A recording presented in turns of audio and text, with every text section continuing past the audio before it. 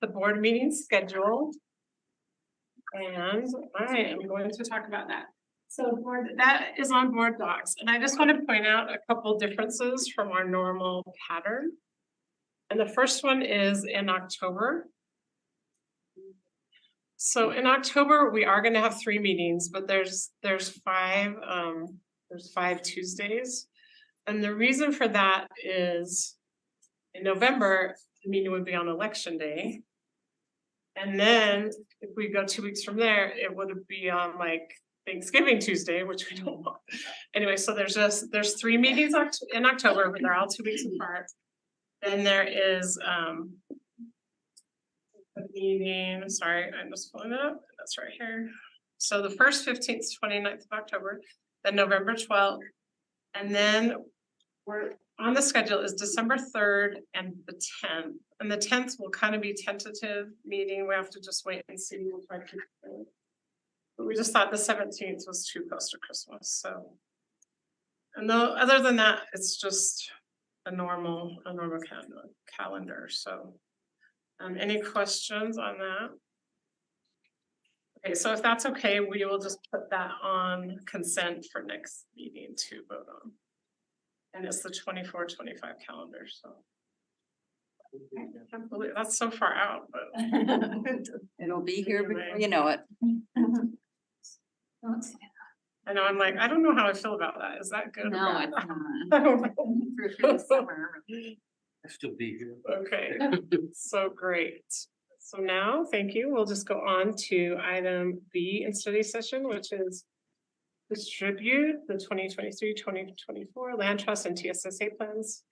And Alice Peck from School Performance will be presented. Thank you. It's that time of the year again. We are starting to get plans in from our schools. And just wanted to review a few things with you in looking at these plans. Each school is required to complete and submit both their TSSP and their land trust plans to school performance no later than April 17th. I will tell you, as of about 5 o'clock today, we had 7 schools that have already turned those in, which is a record. That's good. For this time of the year. But as these plans are submitted and reviewed by school performance, then they're going to be entered into the Google Doc for board review and approval.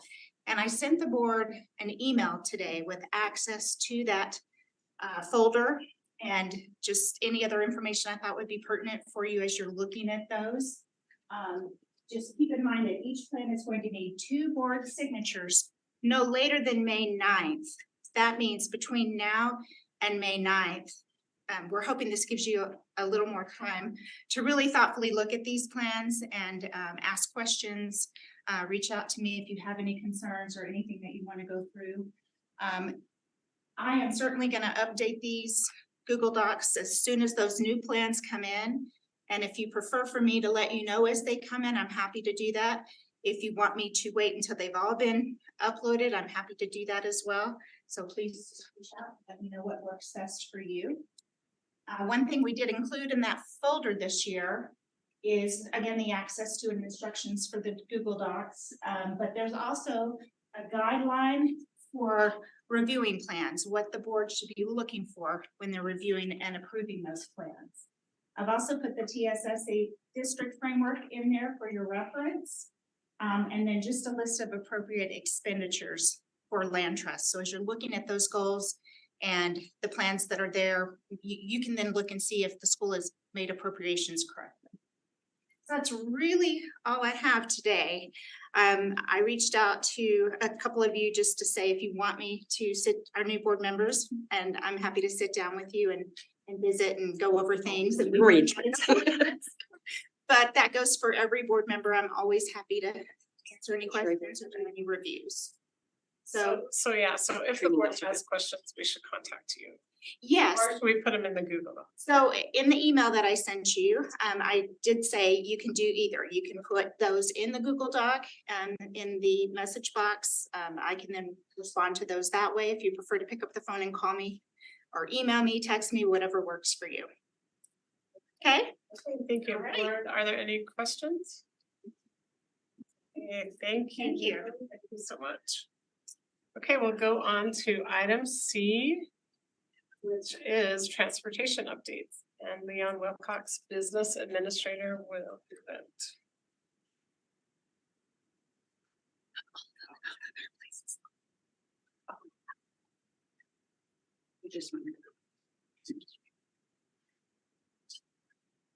Thank you. Hopefully we can make this the this study session ever, but every, prior to COVID, we used to bring some transportation issues to you on a more regular basis, and since COVID, we have not done that.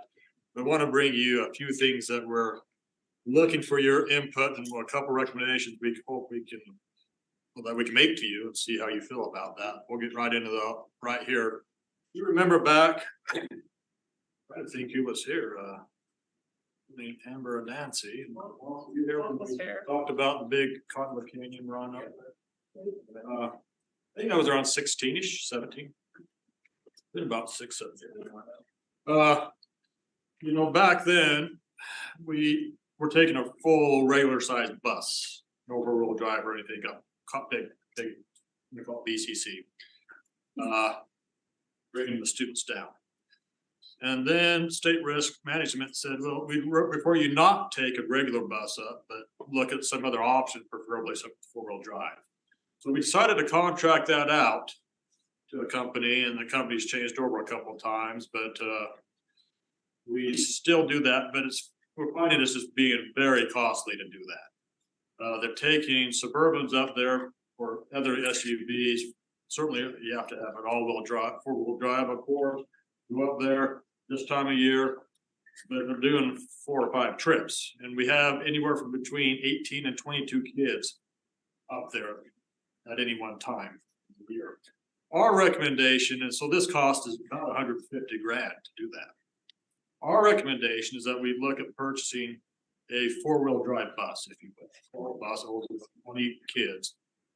Show you that on the next one. We could also use that bus for other activities as we need them. But this is how it would look. This is the size. It would have 4-wheel drive, the dual tires and everything. Chains would drop down as well. So that would be our recommendation. It will take us, we'll have to start, of course, finish out this year with the contractor. Start next year. It's going to take us 8 to 10 months to get the bus here. That is our recommendation. And then we terminate that contract and do it ourselves, if you will. Have one of our drivers drive it up. It's not a Favorite driver. So if you don't have any objections, we'll bring questions. We'll bring this back on the first team bid in the future. Yes. Thank you. I have a question. So back when we kind of initiated the current mode of transportation, there were less than 10 students. Are there more students now that are taking 18 to 22 all riding it? Right, follow to the bill out, right? So yes. And then is that, I mean, and another concern was state risk had concerns about taking the larger bus. So are they okay with the smaller bus? We're gonna clear this with them, but I think they'll be okay. And it's smaller because I think some of the concern was that hairpin S curve. And so I imagine the smaller bus can handle that better, but Exactly. So but we will kind of get a sign off. Okay, any other questions? we can move on to, this is the second issue we're seeing to have is with all the issues, with Diamond Ridge and transporting kids to and from. And also with DCMT, moving kids back and forth to a very program. We're using a full-size bus. And that's just not very economical to do that. Sometimes there's only 1 or 2 kids on the bus to satisfy this. What we'd like to do, what other districts have done, is they've either bought Suburbans or vans. I think we're looking more at vans that would help us be more nimble and moving these kids back and forth. Like pilot up to 2 passenger vans, that's what state risk allows you to have. But, you know, some of the positives, we need a CDL to drive a van, you know, we could drive it. We still may use bus drivers, you know, to do it, so park over, if you get them with parkable transportation, it'd be locked up. There's, you know, pretty big savings on fuel versus the bus, you know, bus typically gets about 5 miles a gallon, vans. You look out, you're about 20. So, Bob, Wendy, I don't wanna put Bob on the spot, cause he's there, but would this help us, how would this help? It would be huge. So right now, when we're moving students through DCMT, sometimes if we're moving a school, that student to get them on a regular bus is getting up at like 5:50 in the morning. And so, because if I have to take them from Midville and move them over to Eastmont or something like that, and they're on the bus for over an hour, sometimes both coming and going. And it's basically, I feel like I'm shoving that student out of school. There's just no way that student's gonna get on that bus. So it really limits our options of where we can place those students. And so just whoever want to tell a student that they have to walk out and get on a bus at 5:50, that's like the worst thing ever. So it would help tremendously in giving us a lot more flexibility. And there are schools that we can't send students to because we just don't have a bus route to that particular location. So what ends up happening is our schools like Mount Jordan and Midvale and Eastmont get really overrun, and Indian Hills with students being transferred, and the other schools don't ever receive a student. So this would help us to kind of distribute that out more evenly and help us support those students more effectively. So thank you. Our idea would pilot it with 2 vans. We may come back and get 1 or 2 more after this. I think this would be a very helpful thing. Other districts do as what we're looking at. So questions on this? I'm just looking at the van/suburban option. And I'm probably looking back at the winter we just went through. Suburban probably 4-wheel drive, van probably not 4-wheel drive. Some vans have 4-wheel drive, but most likely. I'm just concerned that they may not hold the road as well as a heavier bus would. And if there's a concern, if you're looking at 4-wheel drive on those or not. Since they're around here and the roads, you know, it's obviously always, this winter has been the unusual, but If they're bad, you just give it to online. yeah, but Don't worry about it, okay. we'll have to see. Vans and Suburbans hold the same amount of bodies. Vans are much more convenient. Vans are much easier to travel in. Usually 9, including the driver. Suburban would be 8. What about the 12-passenger Sprinter? I don't know if they're, Four-wheel drive, they're handle on the snow really well. they cost quite a bit more. I think, and the issue there, I'd want to run those by state risk. They've approved the 9, but I don't know if they're up to the 12. It might be cheaper because they're less. Yeah, we're a van user. I just want to point out that the regular minivans do handle pretty well, especially the modern ones in the snow. And they are really, really easy to get in and out of, especially compared to Suburbans. And they're a lot more comfortable to ride in. And if you're not, you know, going up over to Alta, then I don't think it would have any issues. Mine did great. That's the thing with the Sprinter too, the 12-passenger, because it's very easy to get in and out of, holds a lot of people. Mrs. Tingy? Yeah, so I have a few questions about not requiring a CDL to drive the students around, which I can see the advantages of that, but I'm also wondering, so is state risk okay with that? And then is it something that we should, I mean, like, who would be driving them? Students, if it's not a regular bus driver. Well, retiring. Good job. Well, I guess, I mean, we're kind of entering in a new space that we haven't been before as far as officially transporting students within the school system without a CDL. Yeah, so we'd have to, I think as an administration, we'd have to look at that and how we want to pilot that out. Right now, I think we'd probably have the bus driver do it because we're trying to preserve a few contracts over there. Other districts use it, these types of things for the cross-country team, the golf team, smaller events like that, maybe at a debate or student body where they have a teacher that buys or coach drive it. We haven't gotten to that realm yet. So we're still kind of working this through out ourselves, so.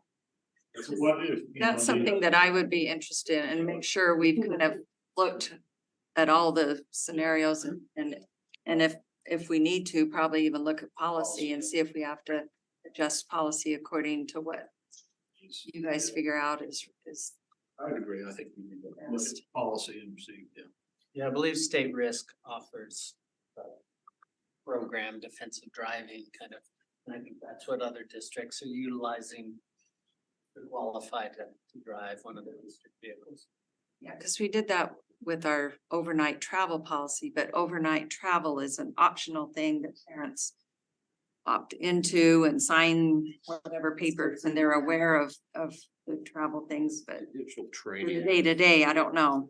The liability doesn't really change for minors, but Any other questions, board? I do have a question. What would be the timing on these two vans? Like, I think we maybe get, like a year out I or? think we get them pretty quick. I don't know if we get them by the start of the school year, but they're kind of close. But they would come sooner than the other ones. Okay, thank you. Let me just talk about some hazardous routes and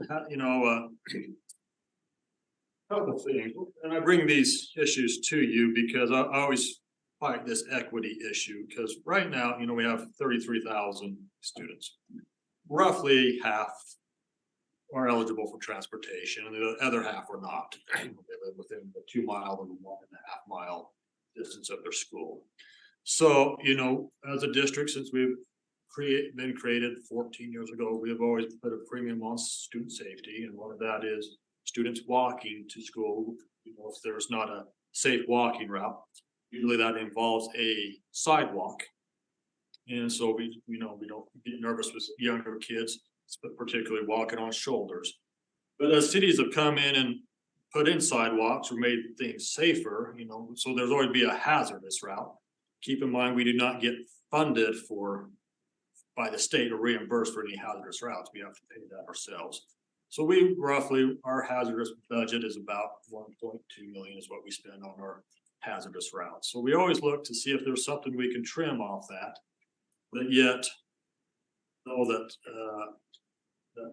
keeping a premium on student safety, and also things that have been in place for a long time as well. So it's come, and so we used to, prior to COVID, we'd have a contractor every couple of years review all our hazardous routes and see if something's been improved.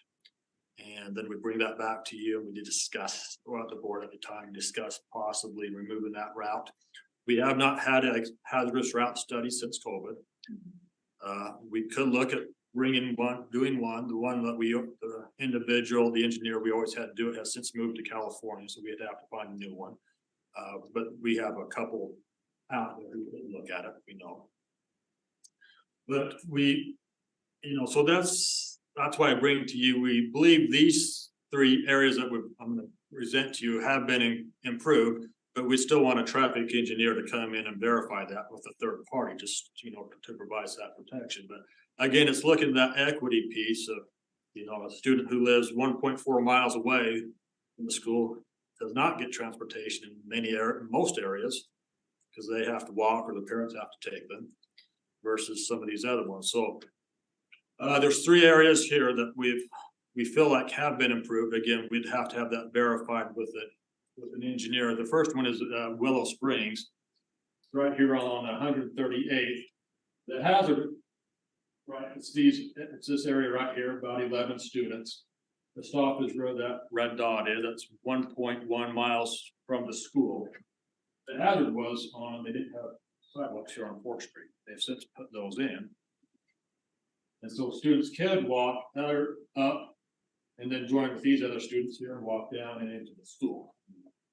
That is a walk, it should be a safe walking route now.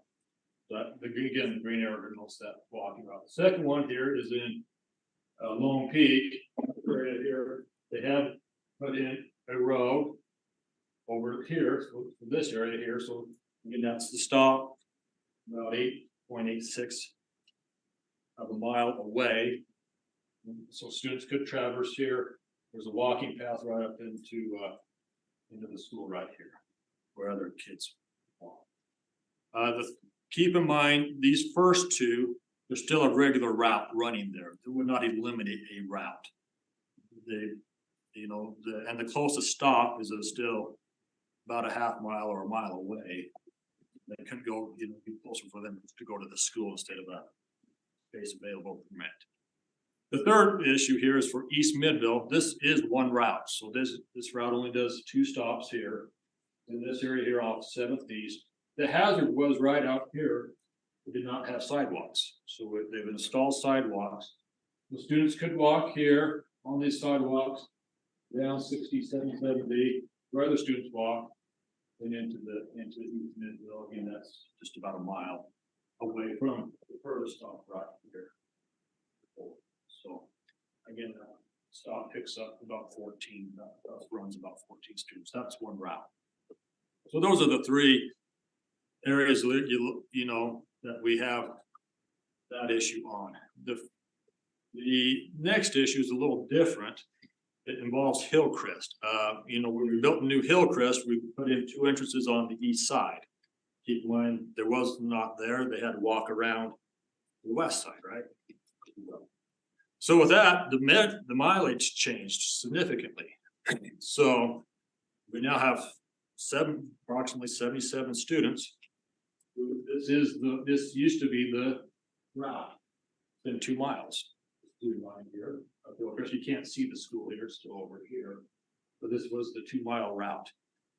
With us now having those entrances on the east side, where it's under the state code where you need to measure it, this green section here has now should become the walking route, the non-bus route, because it's been pushed out further. There were about, again, 77 kids here. We talked to the bus drivers, again, high school kids, as we said, it's always a little bit of a, when they drive, sometimes they'll have after school activities or before school activities. One bus driver has 50 students assigned. They're saying around 10 ride daily. The other one, students around 30 ride daily.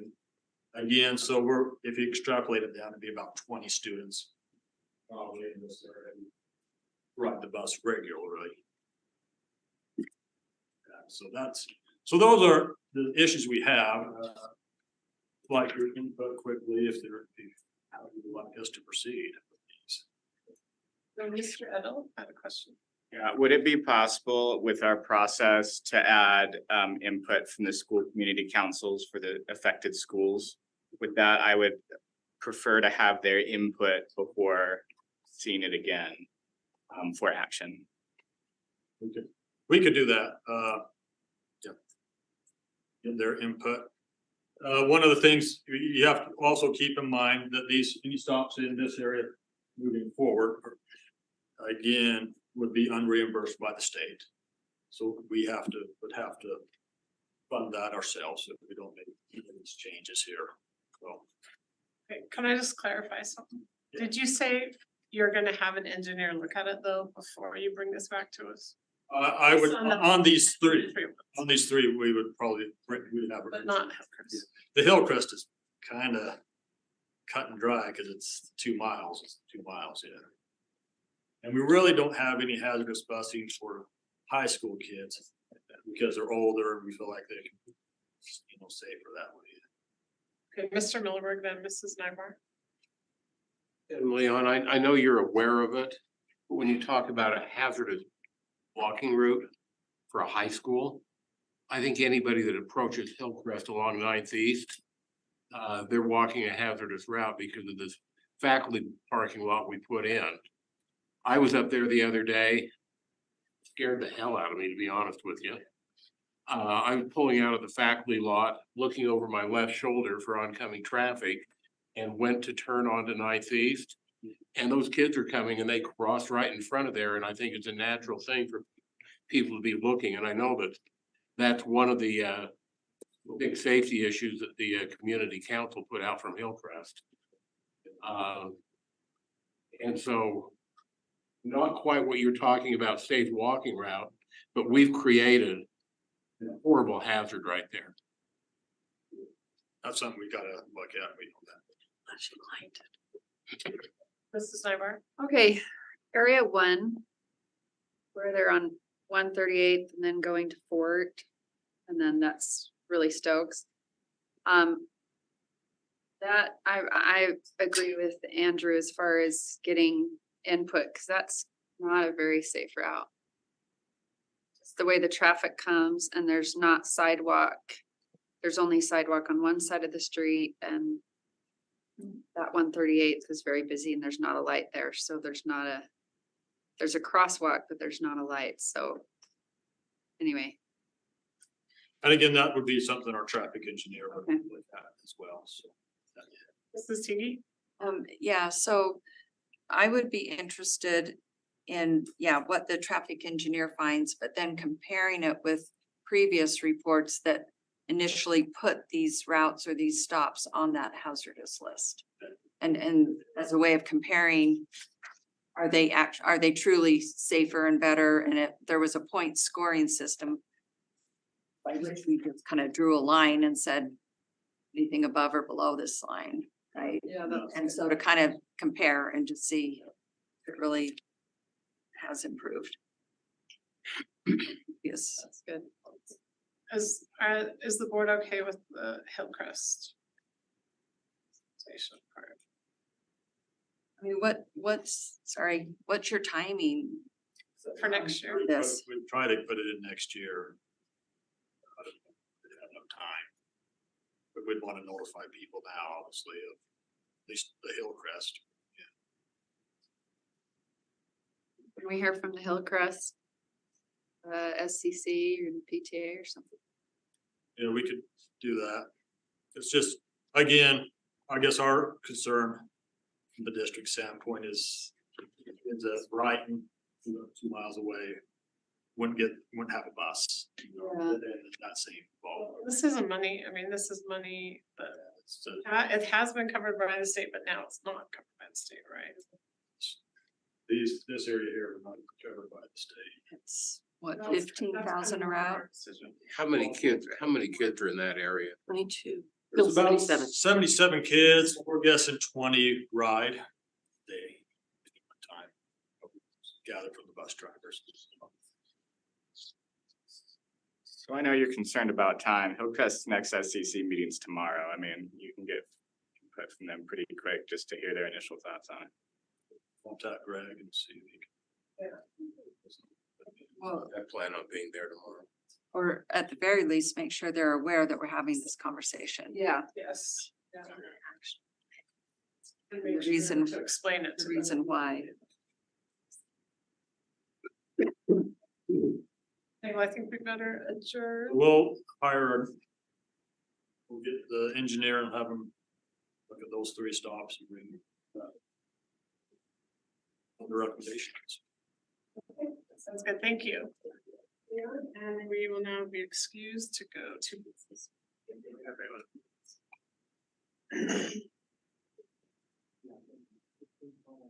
Congratulations on your win, Andrew. Victory. Did that one. Do that, that's great.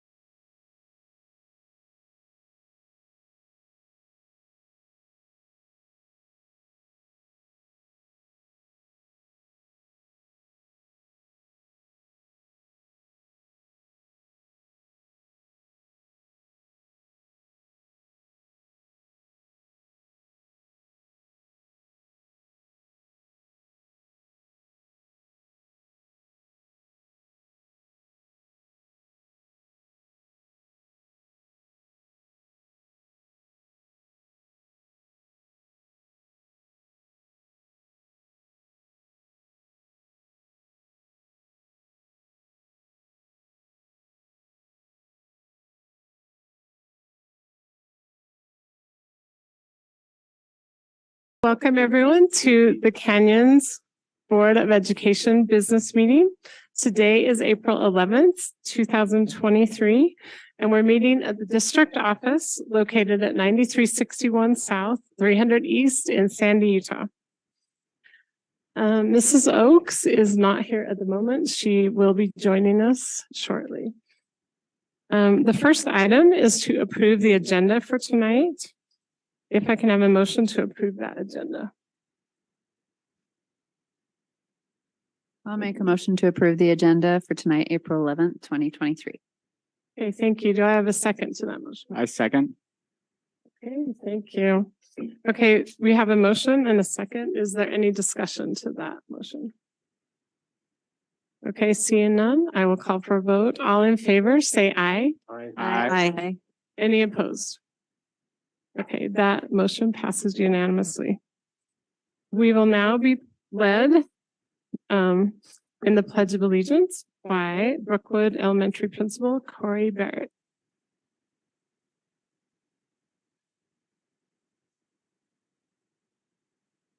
To the flag of the United States of America and to the republic for which it stands, one nation, under God, indivisible, with liberty and justice for all.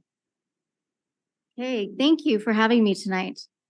Brookwood Elementary is home to 402 students and has a 46-year tradition of academic excellence. Our dedicated staff, committed parents, and hardworking students make Brookwood the amazing school it is. The staff and teachers of Brookwood are a high-caliber group of individuals who work together to make a difference in the lives of all students.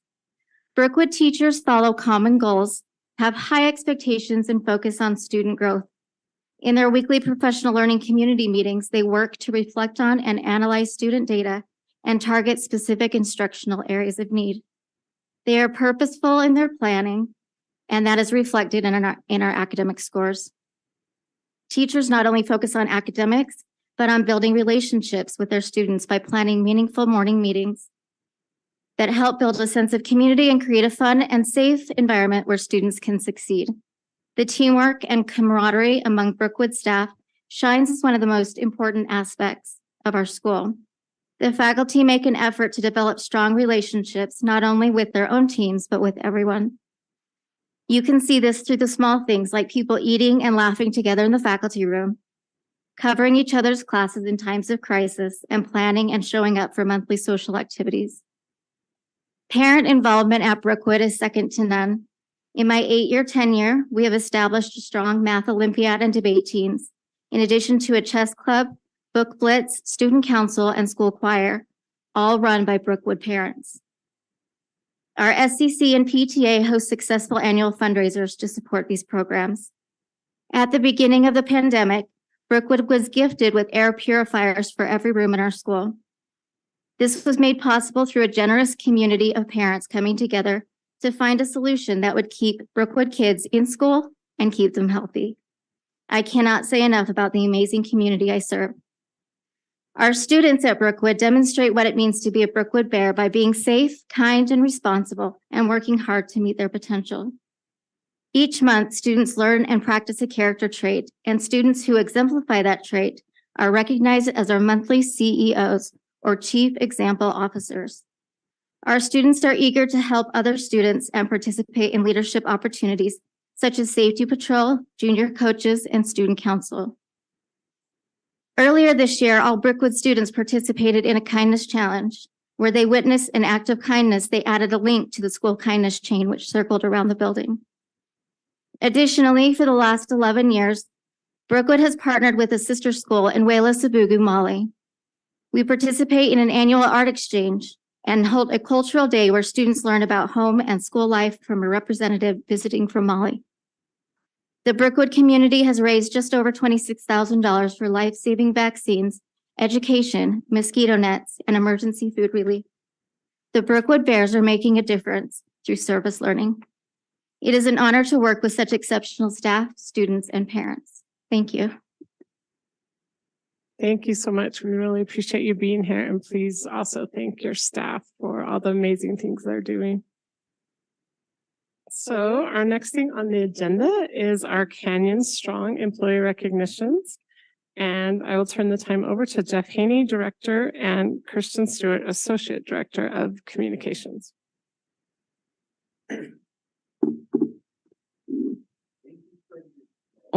For this time to recognize the achievements of students, faculty, and staff in Canyons District. But as you know, every other recognition portion of the Board of Education, we focus on our employees, how we are and continue to be Canyon Strong. Those who are mentioned tonight will receive a letter of appreciation from the Board of Education and the superintendent. Others will receive some swag, and even more will receive thank you cards from the members of the Board of Education and administration for the various ways that they contribute to Canyons being Canyon Strong.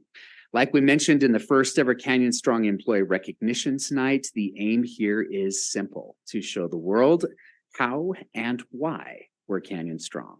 Now, make no mistake, we know we are so strong because of our employees. A few weeks ago, we asked our principals, directors, and coordinators to make nominations for the people around them who have gone above and beyond in their school communities.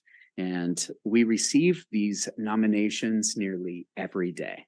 Now, of course, we'll continue to honor those who have won awards or named prestigious organizations. In fact, we have some of those in our recognitions tonight. But most of these Canyon Strong recognitions are for the people who work quietly behind the scenes, out of the view of the spotlight, but their contributions certainly are not unnoticed, and they are very much appreciated. Our first honorees, as you can see here, are our Teachers of the Year. Canyon School District has a unique process to select an overall Canyons District Teacher of the Year. We choose one Teacher of the Year from every school and program. Then we winnow it down from the field of 48 to one overall Teacher of the Year. Now, we say that the world calls them teachers, but we call them educational rock stars. We congratulate all of our Teachers of the Year selected by their schools as their Teacher of the Year for the year. This year, we received more than 2,000 nominations in our public nomination process for teachers across the district. You may notice a face up there in the photograph with one Brittany Fenton, who is the Teacher of the Year at Granite Elementary School. You could say that Brittany has teaching in her DNA. Dr. Bob Dowdle is the proud papa of the Teacher of the Year at Granite Elementary School, Brittany Fenton. And you'll see on Facebook and Instagram and Twitter all of the pictures of the announcements of our Teachers of the Year that happened in our schools right before winter recess. So congratulations to all of our Teachers of the Year.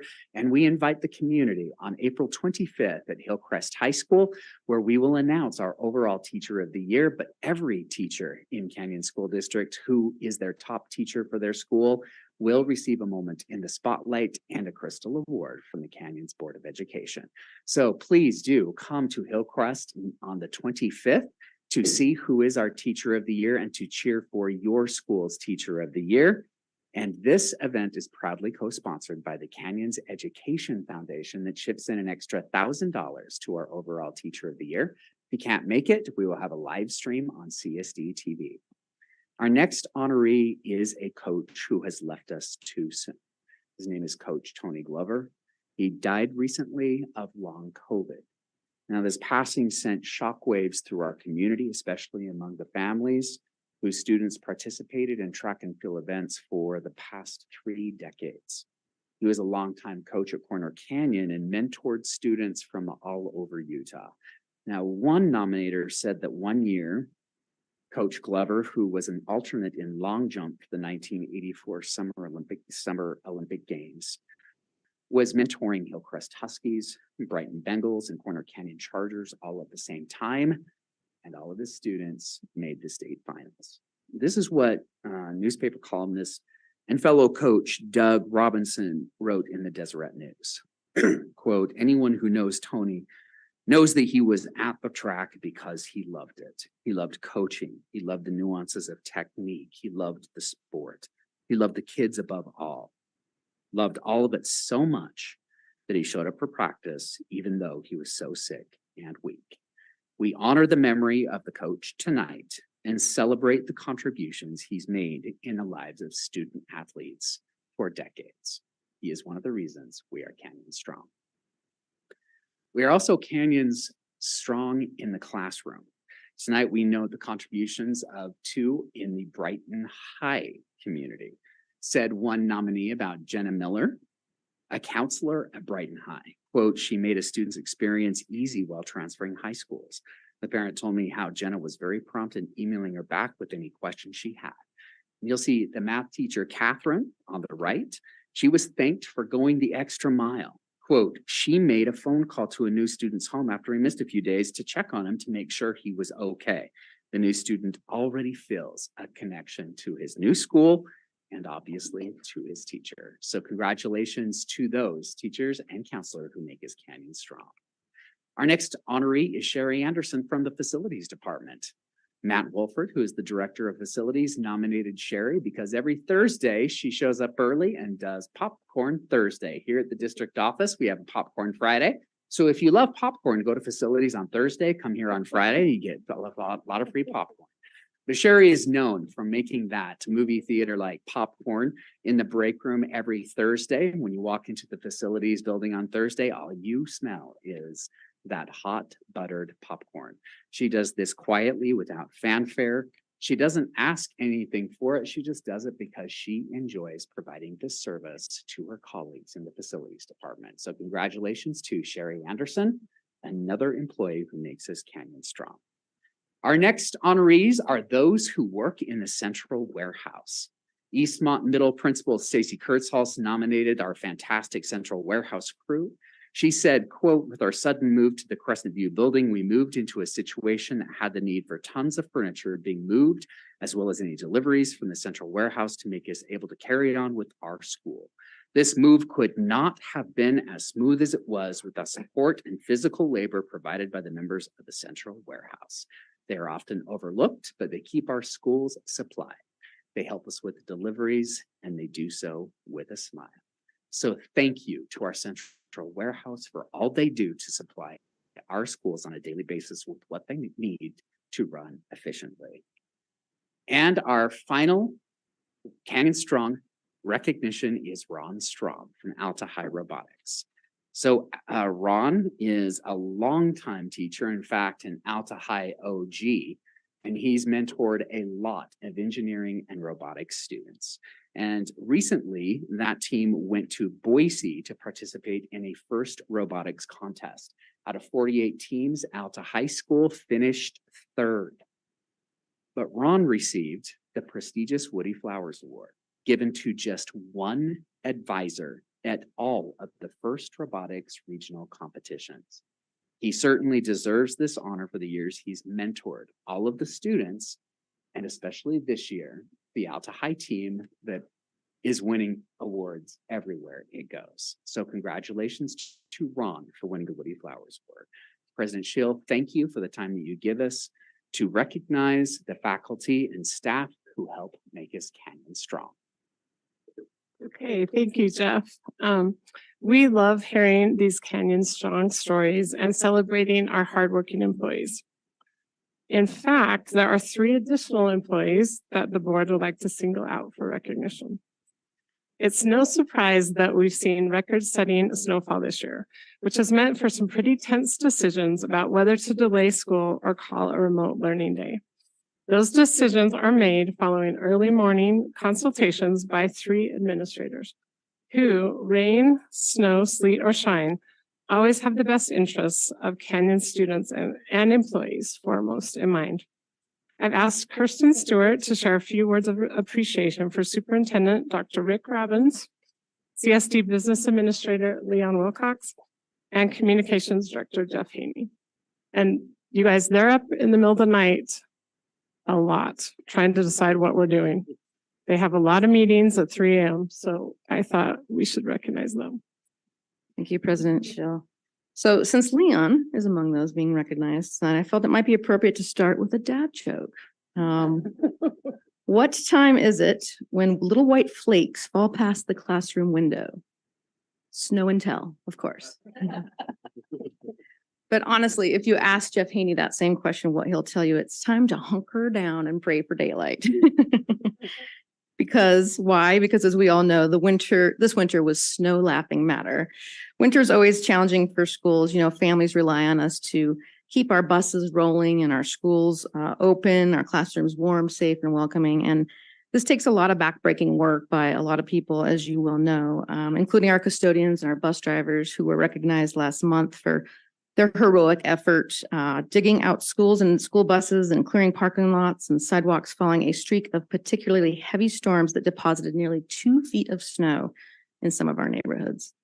But, you know, also deserving of our appreciation are Dr. Rick Robbins, Leon Wilcox, and Jeff Haney, who with every winter storm warning, every whiff of an early morning snow squall are up at 3 or 4 a.m., no kidding, fretting over our weather protocols. So, well, we're all snug in our beds. They're monitoring weather reports and talking to their colleagues at UDOT and their navigability. You know, it's all part of the job, they'll tell you. Although Dr. Robbins, who prefers a sunnier climate, will admit that there are a few decisions as icy or dicey as deciding whether to call a snow day. True to his character, he knows the buck stops with him anytime we pivot or slip slide to remote learning. He knows there are students who rely on school for breakfast and lunch, and parents who are struggling to make childcare arrangements for their so that they can get to work. We also, anytime that we decide to keep school going, he also knows that there are employees who are coming to school in less than desirable conditions. So at the end of the day, safety really is the determining factor, but snowstorms can be fickle things, as you all know, and so they make the call hoping that their predictions are on target. We know that this has been an unprecedented snow year. Alta Ski Resort reports having accumulated 877 feet of snow. That's the most recorded ever in that resort's history, by the way. So in passing the other day, I asked Dr. Robbins how many mornings he, Leon, and Jeff had to wake early for a weather check-in. He estimates more than 30 this winter. And there was 1 week, I think in February, where there were like 5 consecutive days. So that's a lot of sleep to lose. You'll have to forgive these 3 if they've seemed a little groggy at times or on the verge of a meltdown. But in all seriousness, we prepared a small token of our thanks.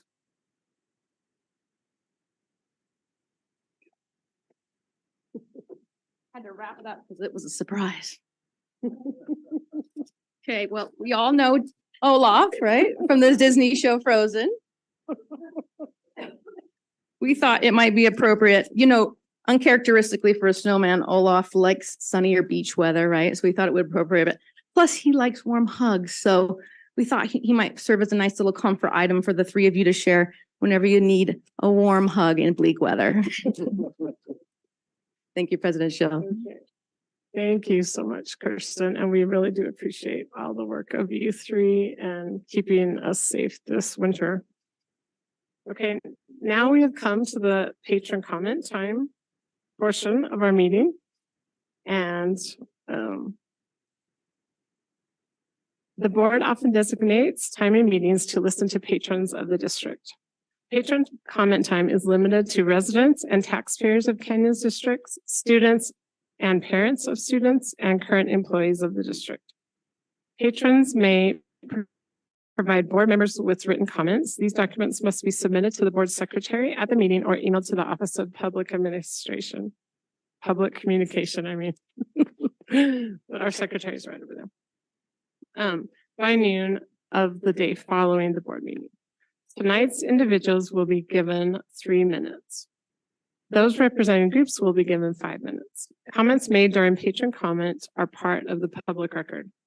It is the board's practice to listen and take notes during patron comments. The Board of Education does not discuss matters that are not on the meeting's agenda, nor engage in public comment on individual students to protect their privacy or employee issues.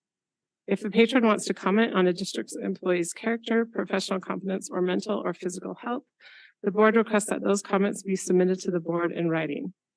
However, if a patron determines to verbally comment on those personal issues, the comments need to be civil and refrain from personal attacks, insults, defamatory, or slanderous comments about an individual. The Board of Education would like to make clear that critical race theory is not part of our curriculum being used by the Canyons District. There are no plans to incorporate it into the curriculum or instruction in Canyon schools. The Board of Education values input on all sides of issues. To maintain decorum and respect, we ask that those in attendance refrain from applause or other types of demonstrations during the patron comment time, as well as throughout the meeting. Okay, the first person that has signed up is Charlotte Arnold, and next will be Cassie Walker. I am Charlotte Arnold. I am a parent here in the district, and I also am a brain booster teacher at Lone Peak Elementary. And I first want to welcome the new members of the board who have won their most recent election. It's nice to see your faces. A year ago, the brain booster teachers in our district asked for a pay raise. You granted us those raises based on a degree in higher education, and I am here tonight, a year later, just to say thank you.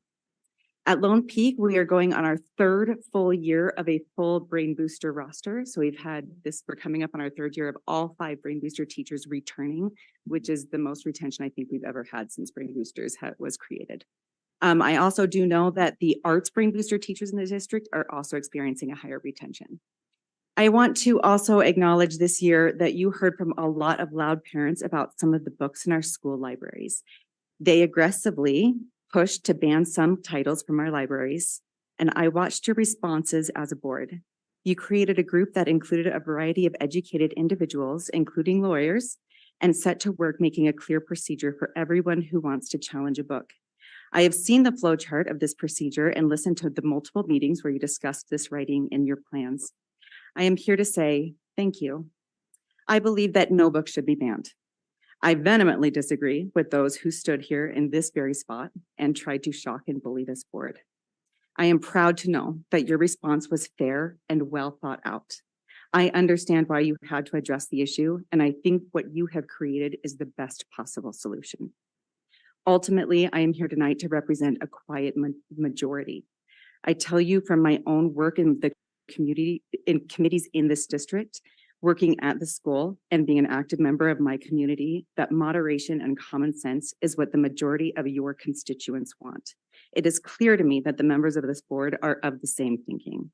It shows your careful and methodical decision-making, and I thank you so much for all of your hard work. Okay, thank you very much. Now Cassie Walker.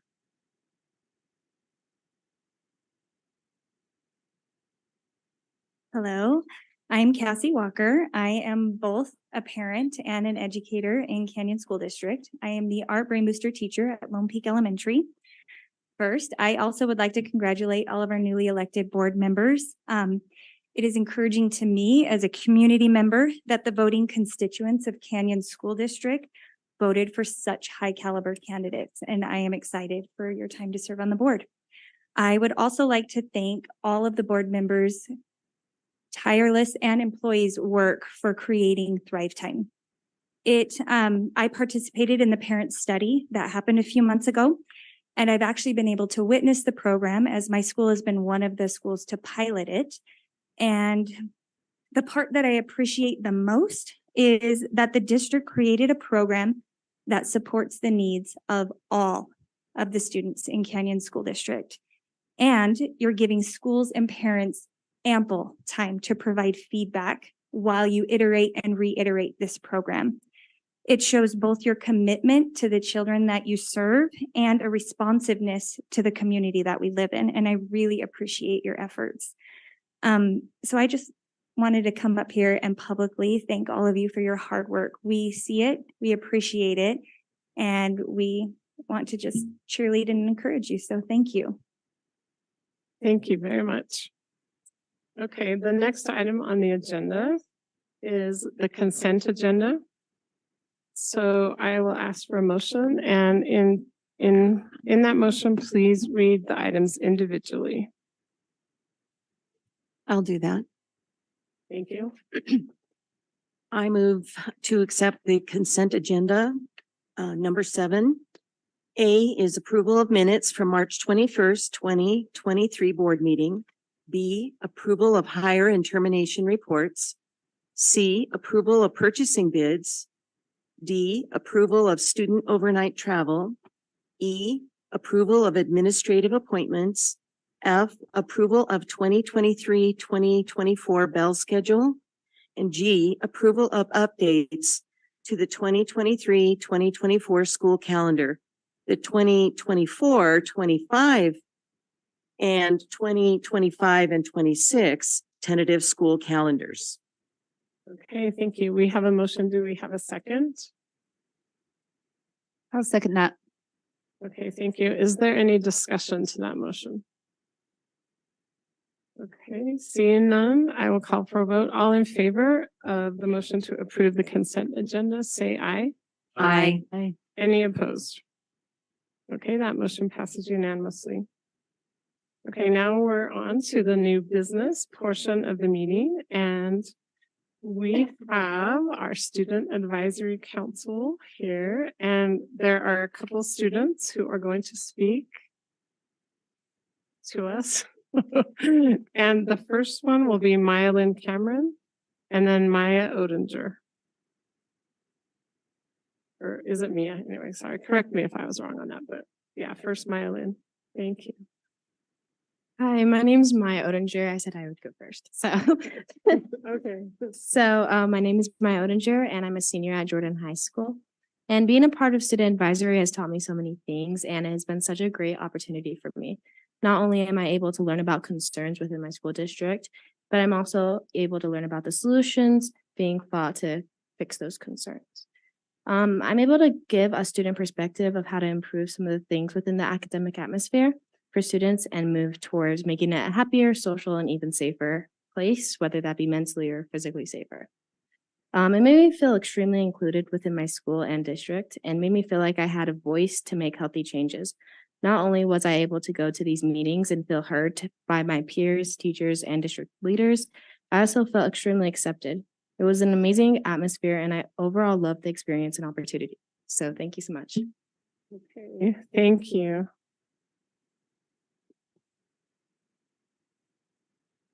I'm Maya-Lynn Cameron. I'm a senior at Diamond Ridge High School, and I was also a member of the Student Advisory Council this year. I think it was an incredible leadership experience, for one, to be able to know what questions I was going to discuss beforehand so I could ask my peers what their thoughts were and report it back to the council.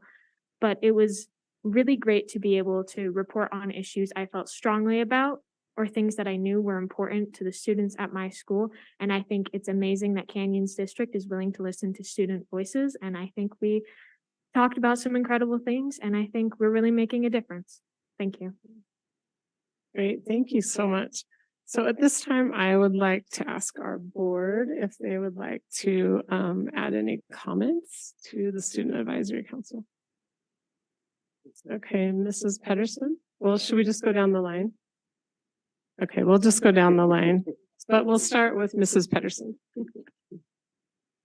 One of my favorite jobs is to be able to attend, I don't know that I'd call it a job, privileges that I have is to be able to attend and participate in the Student Advisory Council meetings that we have every month. I haven't been able to do it all year, but since I've been elected, it is probably the highlight of my whole week when we have those meetings.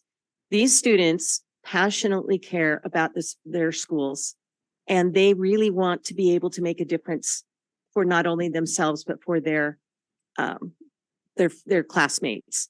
And I really appreciate their openness and honesty about things that they were truly concerned about. And I want them to know that we really do need and appreciate your impact. Your voice helps us make decisions that will make education better for you. And if not for you, because you're graduating, the next group every year will get a little bit better and better.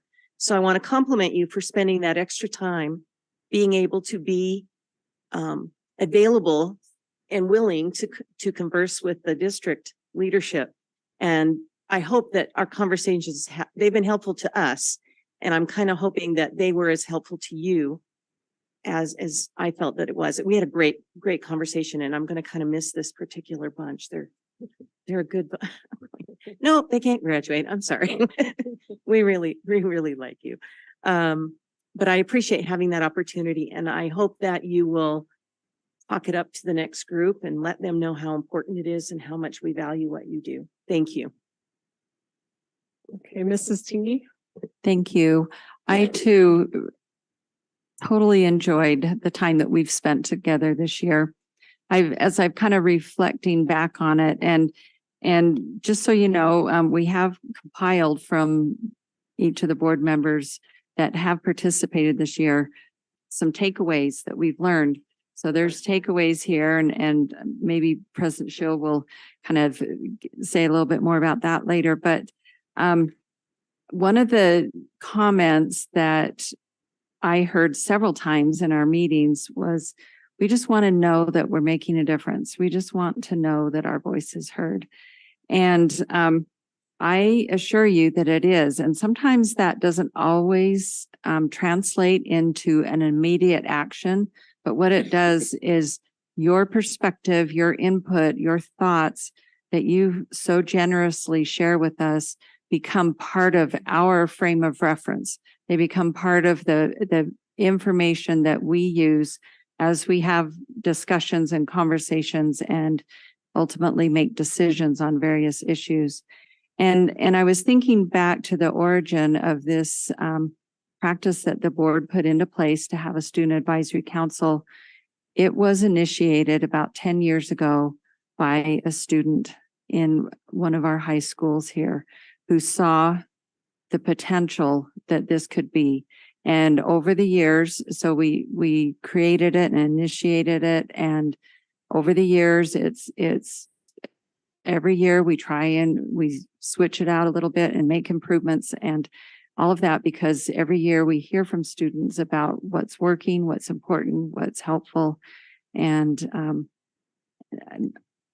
not only in the operations of schools, and as one of you expressed, kind of the climate and the feel of the experience at school, but also in how we're organizing and running the opportunities that we have to meet together. So I thank each of you and I wish you all the best. I know you guys are going to be successful, whatever future plans you make and engage in. I know you're going to be successful, and I hope that this experience will help you along your way in the future. So thank you for your time and for your generous thoughts that you've shared with us. Mr. Miller. Life experience has taught me that the best solutions to a problem come from the people that are living the problem every day. And you guys have been so generous to share with us the challenges you have at school, which hopefully will help us formulate better policies and better ways to handle things. So thank you so much for having been there at the meeting.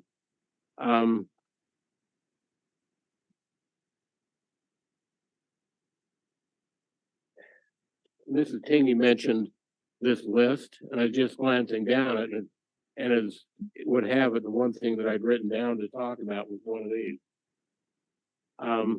One of our meetings that I remember very, very well, I asked the question if everybody had somebody at their school they could turn to in the time of crisis. And I walked out of that meeting pretty sad because, you know, I came out of there knowing that we can and should and hopefully will do better. I think it was very, very brave of the young lady that made the statement that said, no, I don't. And it made me think that we need to make sure that we have a safety valve for all of our high school, middle school, and elementary schools to where they do have somebody to talk to. So, you know, we've talked about a lot of really hard issues as we've met together, and thank you for being so willing to share and be so specific about what you need and what we can do better. Okay, thank you. Mr. Edel.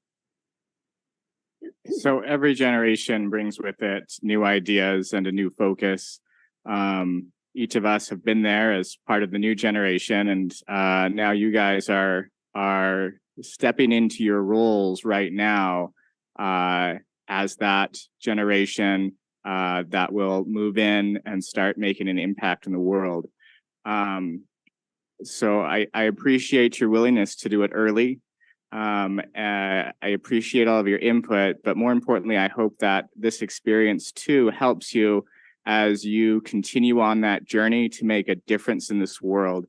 You have so much potential to do so many positive things and to really shape the world around us in ways that are so much better than what we've had before, as each generation builds upon the next. So thank you for taking those first steps and for doing that with the school board, because as you know, that impacts a lot of people right now.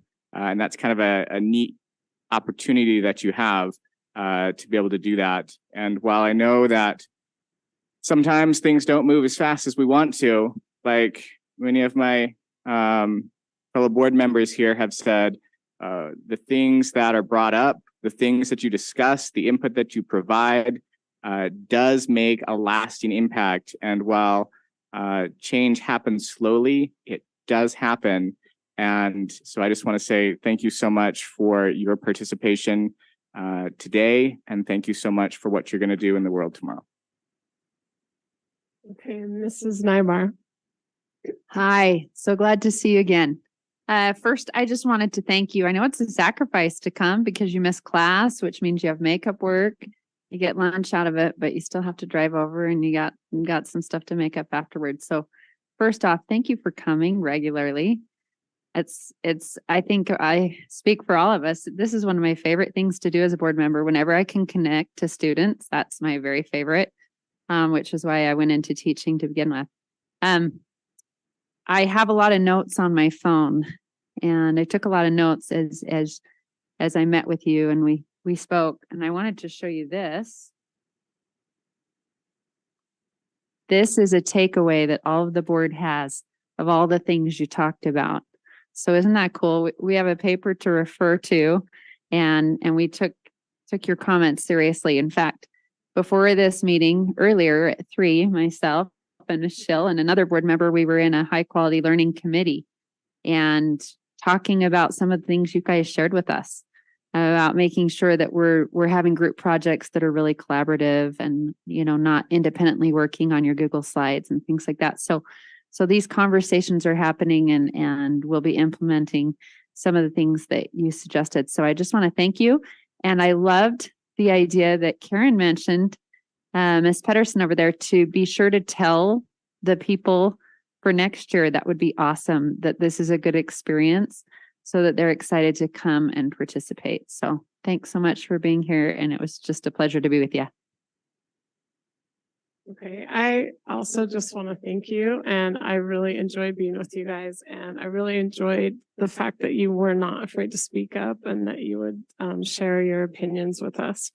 I want to highlight just a few of the things from this paper that everyone's showing you that we have. A couple of board members have mentioned some of them, but these are some of the ideas that you guys shared with us. A barrier to student participation in clubs and activities is the time commitment after school hours, when many students have other responsibilities. That every student needs a person at school that they can turn to in a crisis. The 6th and 9th grade orientation day would be better at the end of the school year. That's a really interesting idea. You guys expressed the need for more hands-on learning, truly collaborative projects, and minimizing the dependency on Chromebooks and online lessons. Oh, I see you guys all nodding. Okay, high quality learning. They're all agreeing with that. To give students more voice in evaluating their experiences at school and extracurricular activities. And then just some of the ideas for student advisory council that you guys shared is to maybe hold some meetings after school because it's hard to miss during the day. Increase the opportunity for students to learn from each other on how things are done at their school, and have a suggestion box.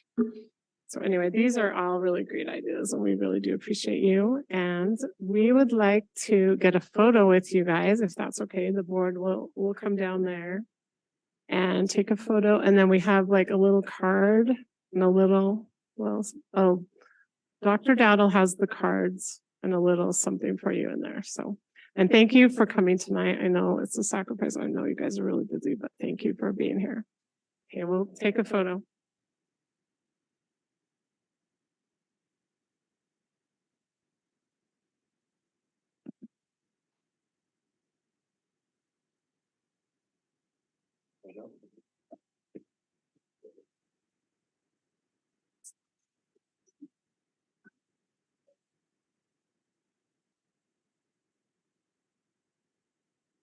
See, let's have you speaking on one.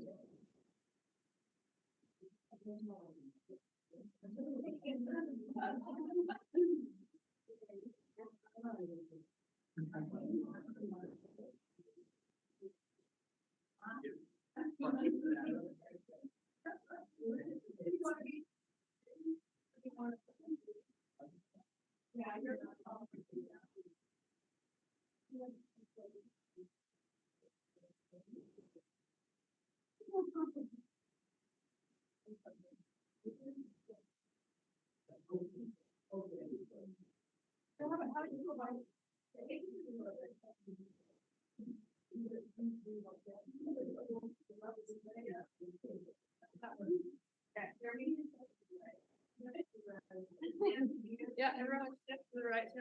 Yeah, that one. Right? Right? A little bit closer. Yep.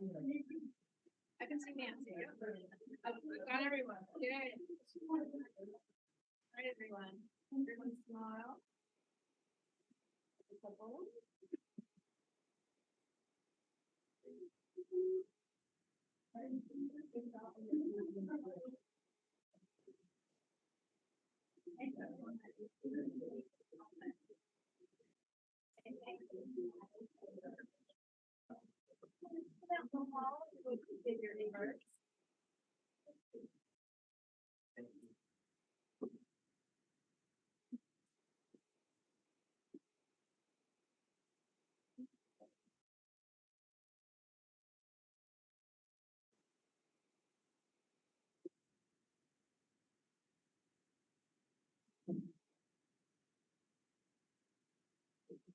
Okay, we will continue on our agenda, and the next item is item B.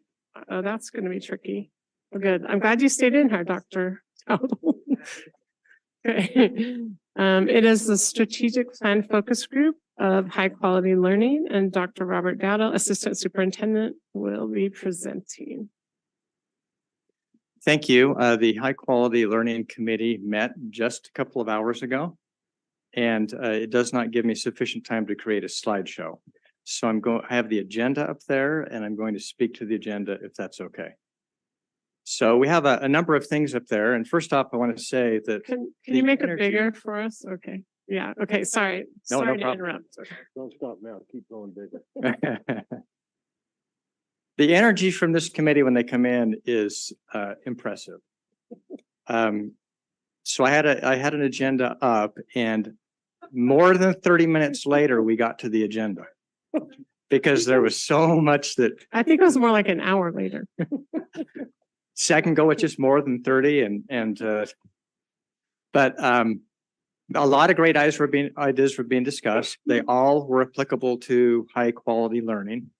But we did have a few items on our agenda that we wanted to share with you, as well as all of those great ideas. And if you remember last time that I spoke, we presented the portrait of a Canyon scholar, and it was approved.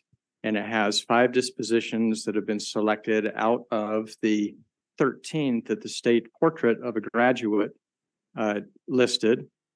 And it was our first priority to talk about what do we do next with that. And one of the things we can do is follow the model of the state. And what they did there was created several large documents. It takes a lot of time. They're in my hand. I'm happy to show them to you. But what it does is it takes those dispositions and it creates developmental targets by grade K through 12. So that now becomes a useful document that can be embedded in our curriculum maps. And so one of the things we discussed was who's going to do that work. And it was quickly decided that we would assign that not to the committee, but instead to a subgroup of administrators and others to get to work on that. And I think we'll be comforted to know that Amber will be leading that, Amber. Because she and her department are most familiar with the curriculum maps, and they can do tremendous work, but there will be others to assist in that. And then what we'll do is create those documents and bring them back to the committee for their approval and recommendation for the board to take a look at, so that you can see the fine work and the way that we intend to have our students get the benefit from the portrait of a Canyon scholar that's been created. So that's the first assignment that was handed out. And then we spent a few minutes talking about recognitions that could happen after a completion. And so what is it they have to complete, and what would the recognitions look like? And one of the leading ideas would be to have something similar to cords or medallions that they wear already with their graduation garb, indicating that they have achieved what they need to after this has been developed and approved by the Board of Education. So what that does is it puts kind of a big stamp of approval on this by the board, and it gives students something tangible that they can say, I'm proud of the work and the benefit that I've received from the Canyons portrait. So that was two of the things that we talked about. Then we spent a little bit of time talking about an assignment from our superintendent, and that is key metrics or growth indicators that can be established for the priorities taken from the high quality learning subsection. And we first talked about, well, what are the priorities? And if you remember, there's quite a few items in the high quality learning portion of the strategic plan. And early on, the Board of Education had a conversation about, well, what are those priorities? And one of the first priorities that you established was professional learning communities, to create a common time for all of our teachers, all of our educators to work the same day of the week, roughly the same time in the day. And so since you have developed and granted that to the educators, well, what is it that we can measure that's going to be of benefit or value to the Board of Education to see how it's progressing? Now, the one thing that we should understand about the PLC work is that it is a multi-year rollout. It's not something that we say, you now have time and have full expectation that can be used immediately to the highest levels of efficiency. So this year, one of the big goals that we have is meeting frequency and accountability coming from those meetings. In other words, they're taking notes about what they're discussing in their PLCs, and that they're holding those meetings as directed by the Board of Education. And that is 3 times a month. The fourth time is the fourth week of the month. We've set aside for other types of things that can be done, including local PD to help develop PLCs to make sure that they're growing in the right direction. So one of the growth indicators that we were looking at to begin with was simply the meeting frequency and accountability. That's going to change over time. We're going to get to common formative assessments and other things as we develop down the road over the next few years.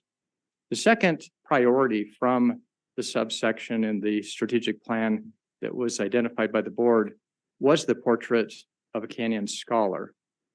And you have been very much a part of that so far, not only as a subcommittee, but as the full Board of Education in seeing the development of that and the approval of it. And we have, I believe, a really great document that has made a size that is doable.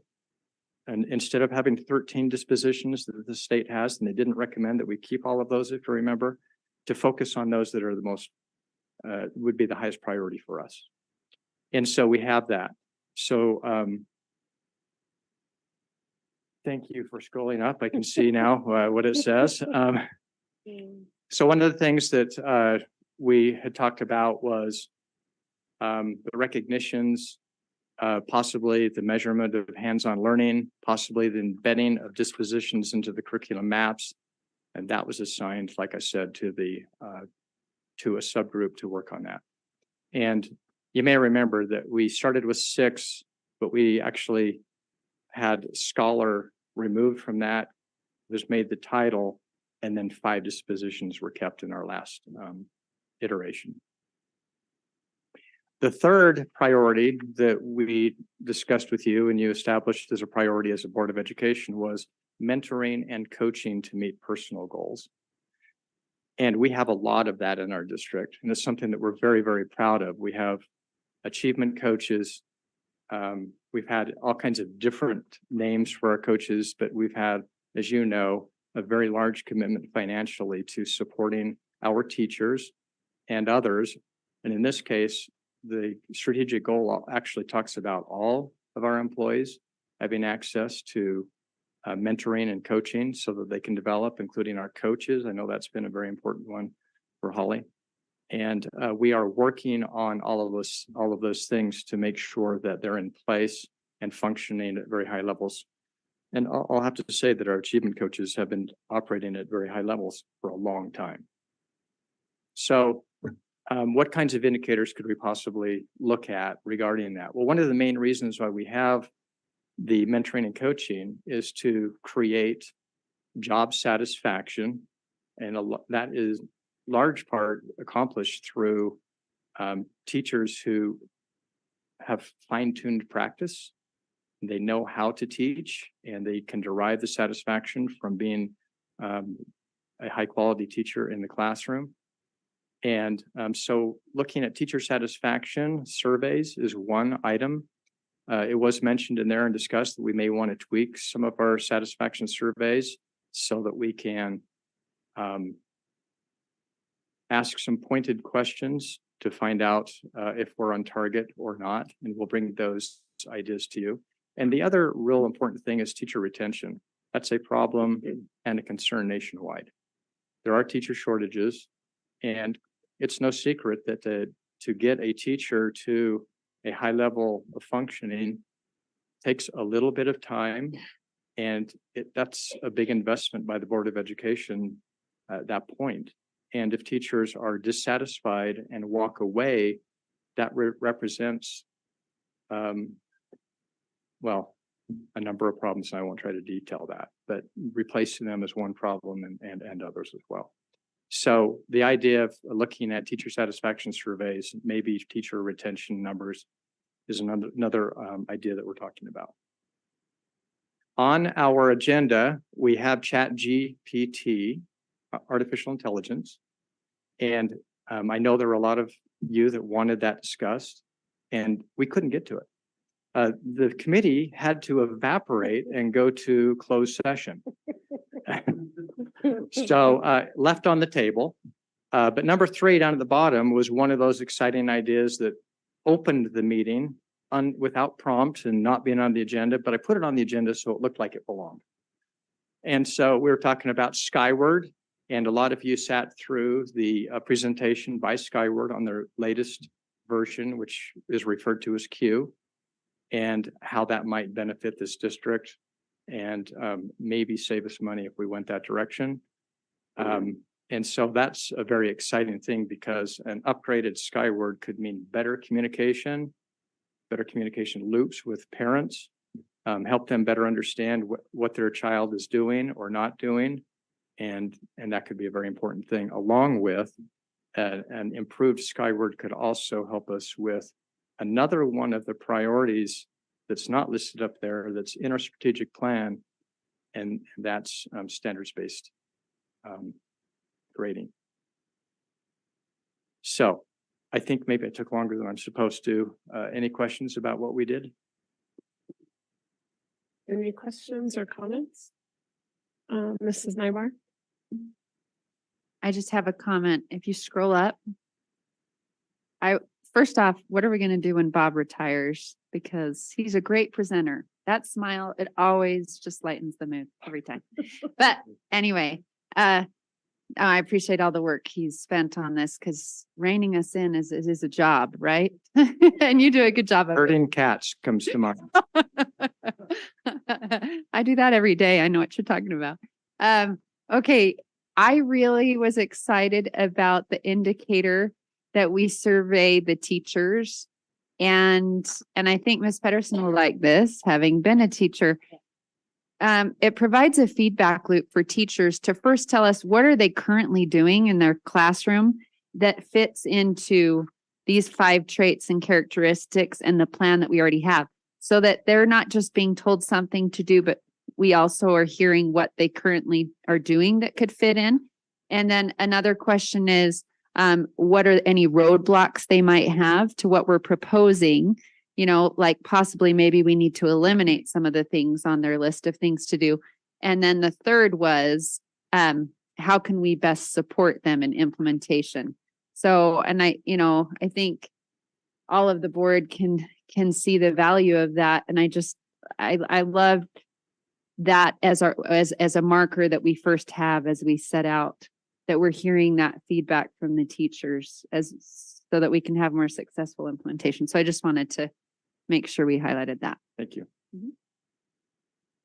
Okay, anything else, board?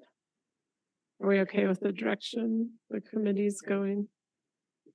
Okay, that sounds great. So this is Tingy. So just one quick suggestion as you continue having conversation. I really like the idea of identifying some of the developmental targets, I think you called it, for each of the dispositions on the Portrait of a Canyon Scholar. And I know we talked about having that be K-12, but like some of the recognitions that examples you gave would be just kind of upon graduation. But maybe the committee could talk about along the way if there's some sort of recognition that Great idea. students can earn. Awesome. Yeah, I like this. Yep. Okay, sorry, I wanted to write that down, but okay. Down. Thank you. Okay, yeah, that's great. Thank you, Dr. Dowdle. Okay, so our next item on the agenda is CSD TV presentation by Justin Anderson. He is our video and digital broadcast specialist. Thank you. Well, I'm very excited to be here and talk to you guys about this today. Those who've sat through my presentation before know I get kind of passionate and long-winded, so I promise not to get too in the weeds with you. But this is something that has been around for a long time in our district, these ideas that we're kind of working forward to, and I'm excited to share with you today. Just a little bit about video in our district. It's not anything new. It's something that we've been doing since the very beginning. From recording school plays, sports, all sorts of things, to our film festival, which is the largest and longest running district film festival in the state. Today is actually the deadline for film festivals, so we're excited. My phone's been buzzing this whole time with entries coming in all day. We're excited about that to continue with the film festival. But it continued through COVID. We saw a rise in the need of video and those types of resources, and we expected, after kind of COVID and some of those things went down, the need and the ask of our schools would decrease. It was an extra task that was put on our schools to kind of find a teacher, find someone in the building to help them out with those things. And what we found was those needs did not decline afterwards. And so between IT, communications, and ISD, we were supporting video throughout the district in different ways in our schools and in our communities. And so last year, those departments came together and said, okay, we need to figure out a better way to streamline this. And so they kind of rolled it all into one and kind of streamlined that towards the CSD TV thing. And I was excited to kind of be given the opportunity to engage in that and work on that this year. We've done some great stuff so far, and we've only just begun. We've established the broadcast studio here in the district office, which you've all gotten to experience on the other side of the lens, and I'm sure you've loved every second of that. Along with that, we've been updating the graphics for board meeting. For example, you don't get to watch it from home, but we're updating those to better communicate with our families and making sure they understand what's going on. Along with my colleagues in communications, we've updated school safety videos, streamlined Apex Awards, our Teacher of the Year celebration, live streamed so many ribbon cuttings at this point. I can't even count. It feels like not only that, but Halloween parades, spelling bees, teacher trainings, and all sorts of different things, so that no matter where our families are, they can participate in what's going on at their student schools. All while maintaining a focus of student privacy. So me personally, I've got to visit 145 classrooms this year and record teacher lessons. And that has been the coolest thing for me to see, because it's not a quick, I stop in and say hi and move on. I'm there for 30 minutes as they go through a letters routine or as they do a morning meeting, and I've got to see the cool things that our teachers are doing. So we've done a lot, and I wouldn't be doing my job if I didn't tell everyone watching right now, make sure you like, subscribe to our stream as you watch. But there's more to do to keep us on that cutting edge of technology and database decision making. And so that's where CSD TV comes in. And a lot of this is all grounded around the idea of the strategic plan, kind of what you put in place. And so as administration, we've moved forward and said, how can we effectively, communicate and create those channels within our families, provide opportunities to embed some technology opportunities for our students, as well as making sure that all of our schools and all of our kids have access to these things. And so that's really kind of what guides us as we go forward. So this is CSD TV in a nutshell, is where we're going. And I do want to say that this is kind of the end goal. It takes some time, right? This is an implementation that we want to move through slowly and carefully, because a lot of our schools are doing a lot of cool things. And our number one goal has been to not take over what's working, but to help support them continuing. And we'll talk a little bit about what that looks like. So this will involve updating the website that we currently stream to. So right now we're streaming to YouTube for a lot of our things. It limits us and there's some privacy concerns. So we're looking to change that and to provide our own self-hosted opportunity for that.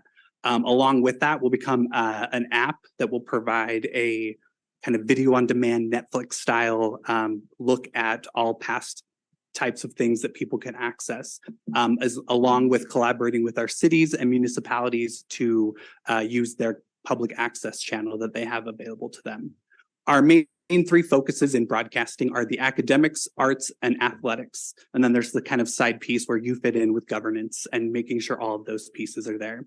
Along with that is creating a student broadcasting program that will provide internships for our students during the school day through the CTE program, as well as after school programs where students will engage in hands-on activities, working and actually producing a lot of these events, as well as working with our elementary brain boosters and middle school in helping them kind of develop some of these things.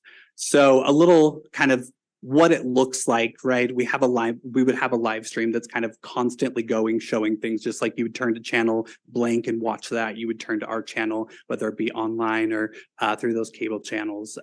We'd have a bulletin board with community notices, virtual learning day updates, where we can be on, we could even be live as parents tune in. They can be, sending questions and we can be answering those and really providing that communication to them.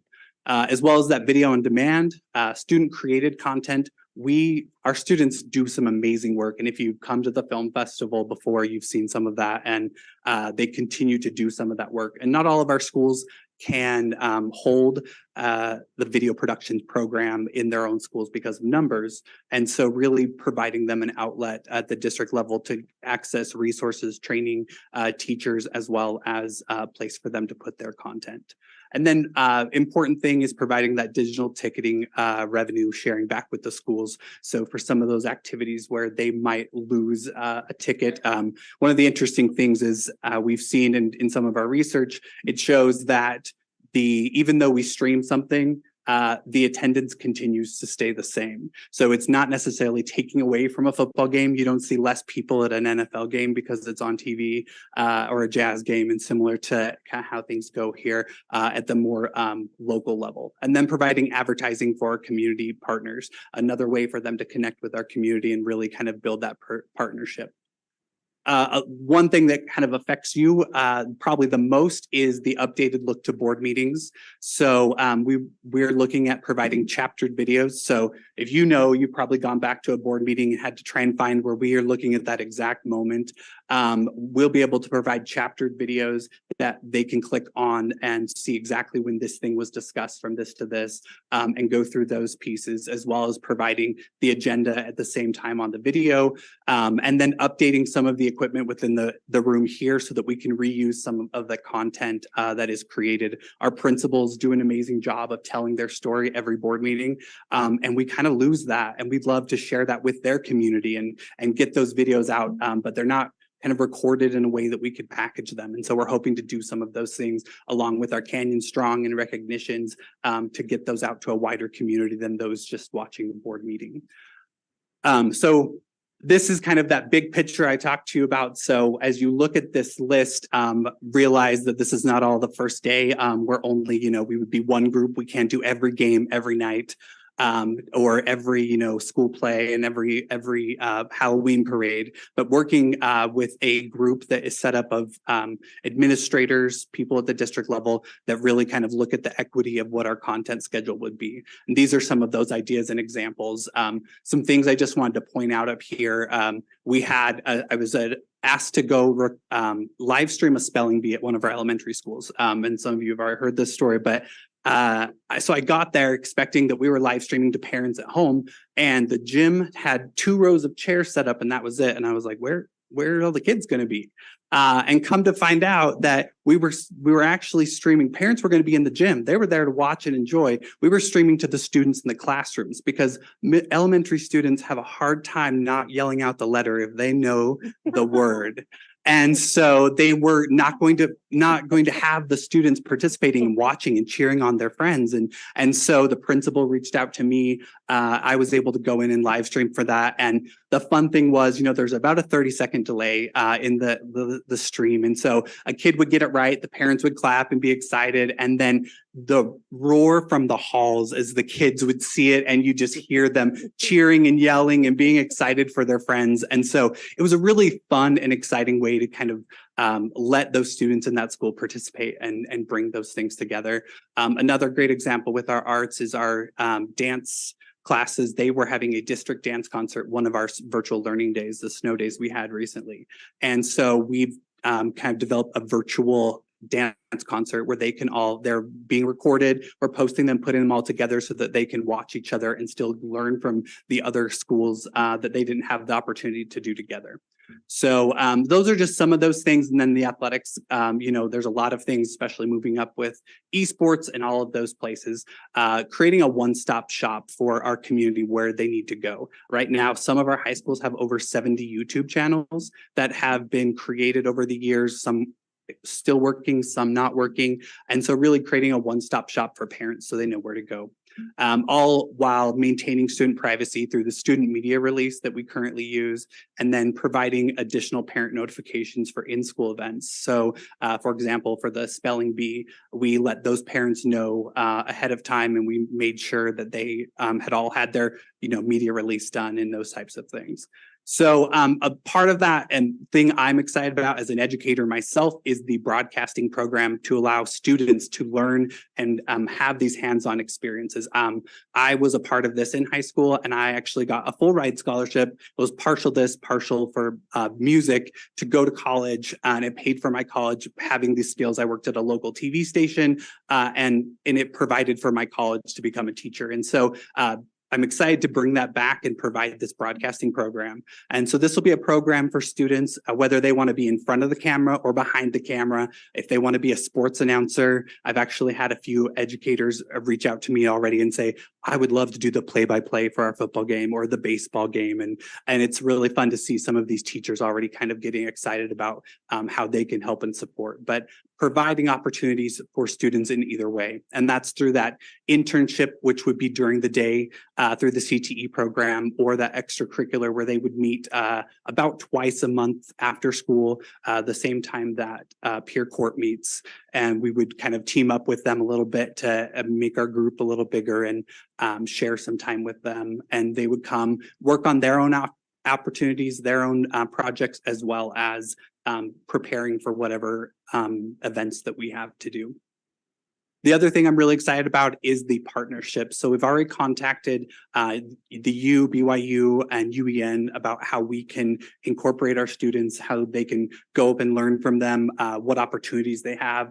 And so we're developing some of those things. And then some things that we see in the future as well is developing some more resources with Vivint, Arena, and then The Point. We've started to have some conversations about what that looks like for the technology side of things, as creative media is a continuing source. So kind of to sum it all up, CSD TV, we're really excited because it is one of those things that will impact all students and all parents in some way.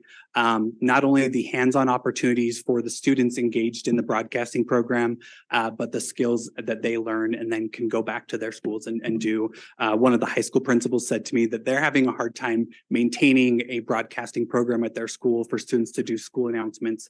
And so this would be a great opportunity for their kids to get trained up and then go back to the school and share those things.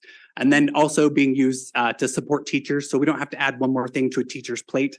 I was that teacher when I was teaching. My principal said to me, you know how to do this, right? And then it became my job to do on top of everything else. And so we really are trying to take that off teachers' plates and off principals' plates and do those things for them. And then producing those live broadcasts, brain booster integrations, and then sharing this equipment that we'll be purchasing with all of the schools so that we don't have to purchase it 5-9 times at all of our different schools for something that's not used constantly, and really sharing. So that's my quick and dirty overlook at CSD TV. And before I ask any questions, I would love to make sure you join us all at the film festival on the 27th. More information will be coming to you specifically, but we're really excited about this. We've got I think we're up to 200 right now entries, and we usually sit somewhere around 300. So we're pretty excited. I'm going to get there. I can feel my phone going off as I talk to you. So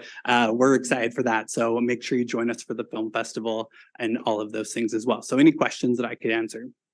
Okay, Mr. Edel? So first off, I'm excited about just the evolution of the program and also attending the film festival. I do have a question, then I'll have an immediate follow-up question after that.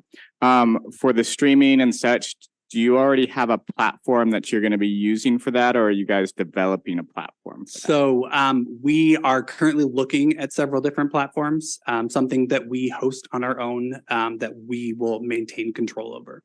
So we're looking for something that we can have on site here. So we're working with IT and those things to figure out a platform that works best for us. Okay, so do you have you narrowed it down, or are you just starting the exploratory? I've got narrowed down, yes. Okay, because one of the questions I would have too, and don't take this as like any kind of directive, but just one of the considerations that it be able to work with, our streaming platforms like Roku and Amazon and what's the Google and Android TV, as I know that a lot of people like to put some of these things on their TV. But that's a great point, because our plan will be to have an app on Android and iOS, as well as a Roku app and an Apple TV app for people to access the content on. So I think you're right along the same lines. Fantastic. Thank you so much. Yeah. Okay, Mrs. Pedersen? I am so impressed. You guys have really made this thorough. You've looked way into the future, and yet it's broken down into steps that you can actually manageably do. So I'm very, very impressed. I've seen a lot of growth already, just even this year with our presentations of school board materials, and our advertising keeps popping up, and it's great. I think it's important that our community knows what we're doing, because we are doing some awesome stuff. Canyons is phenomenal. I do have, and I also wanted to compliment you on the one-stop shop for parents. But I like that the focus isn't on just the parents. I think the focus is the most important thing, which we've always said, is our students. Yeah. Our students have a unified place. And we're working on equal access, which is another of our goals, that we have access and opportunity for all our students, not just the schools that can afford to do it. Afford it. Yeah. Exactly. So, and I think it will raise the quality, because there'll be a uniform standard across the district. And if they need help, they'll have that help. So I'm very impressed with our looking ahead and being able to plug that into our school board, into our portrait of a graduate, and the strategic plan and the things that we've been doing. And I love that it's focusing on authentic application. Our students don't want to just stare at screens. They want to be part of that screen. That's going to be motivating to them to create lessons for one another so that we could really, instead of just being consumers, we're producers. Yeah. So they I can tell really, their story. yeah, telling our own story. I do have a tiny question. Please. Mrs. Tingy and I were at a workshop this past week at the USBA conference, and they had a district who thought they were very trendy, but we've blown them out of the water already. But they had created a magazine telling about some of the things, and trust me, our quality is so much better. But hey, it was okay. You know what I mean? They're going in the right direction, and we're just happy to be reaffirmed. But they had said that they had taken a magazine and started putting those in like doctor's offices, Jiffy Lube, places where parents sit and have a few minutes to thumb through things. And I don't think we need a magazine per se, but maybe we could have a flyer.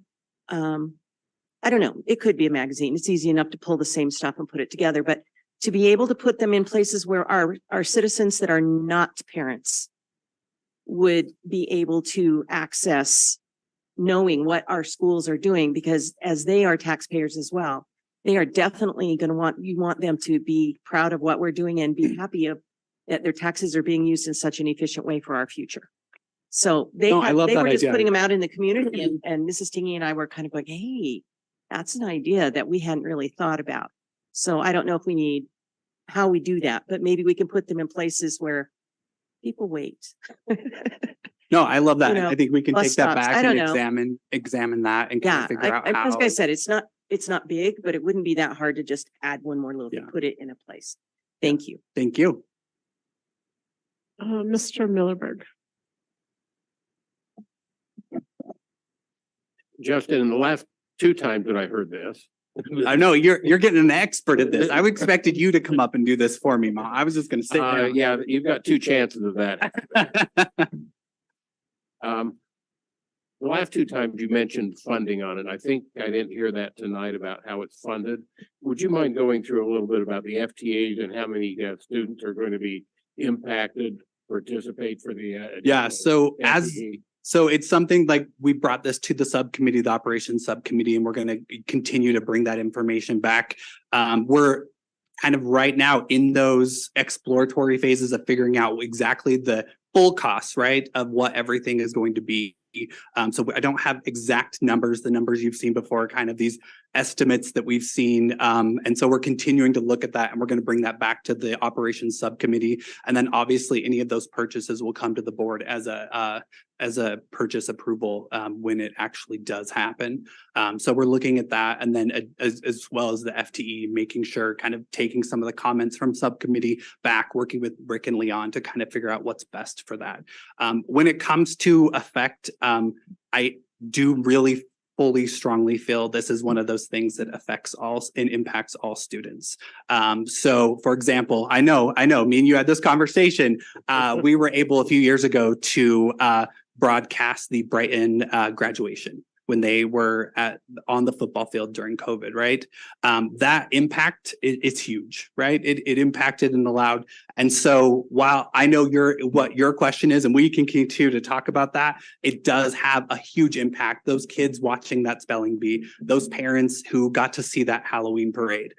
So while not everything is me standing in front of a student, teaching them, the students that learn and grow from this, it's innumerable. Yeah, and what I'm looking at more than anything, to me, the heart of what's happening here is the students who are hands-on. Yeah. And learning and part of the production, whether regardless of which side of the lens they are on. Yeah. That's the heart of it. But I think everything else is just a bonus.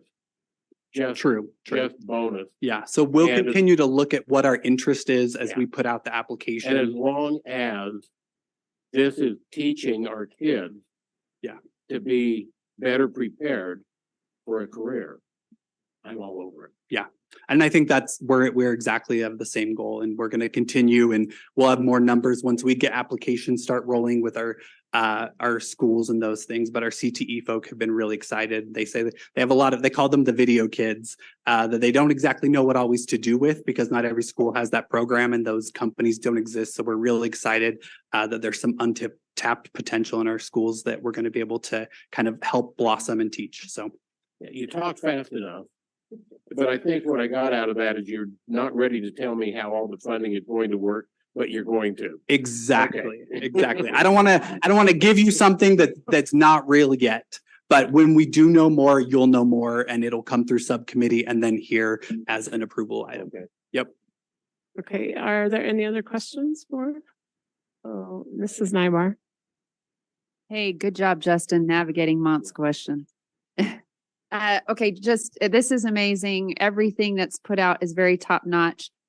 My one question is for individual schools that have a good program working for them, where the kids are involved and it's part of their class, like we have at Corner Canyon. I would just hate for that to be taken away because it's all going to be streamlined at the district level.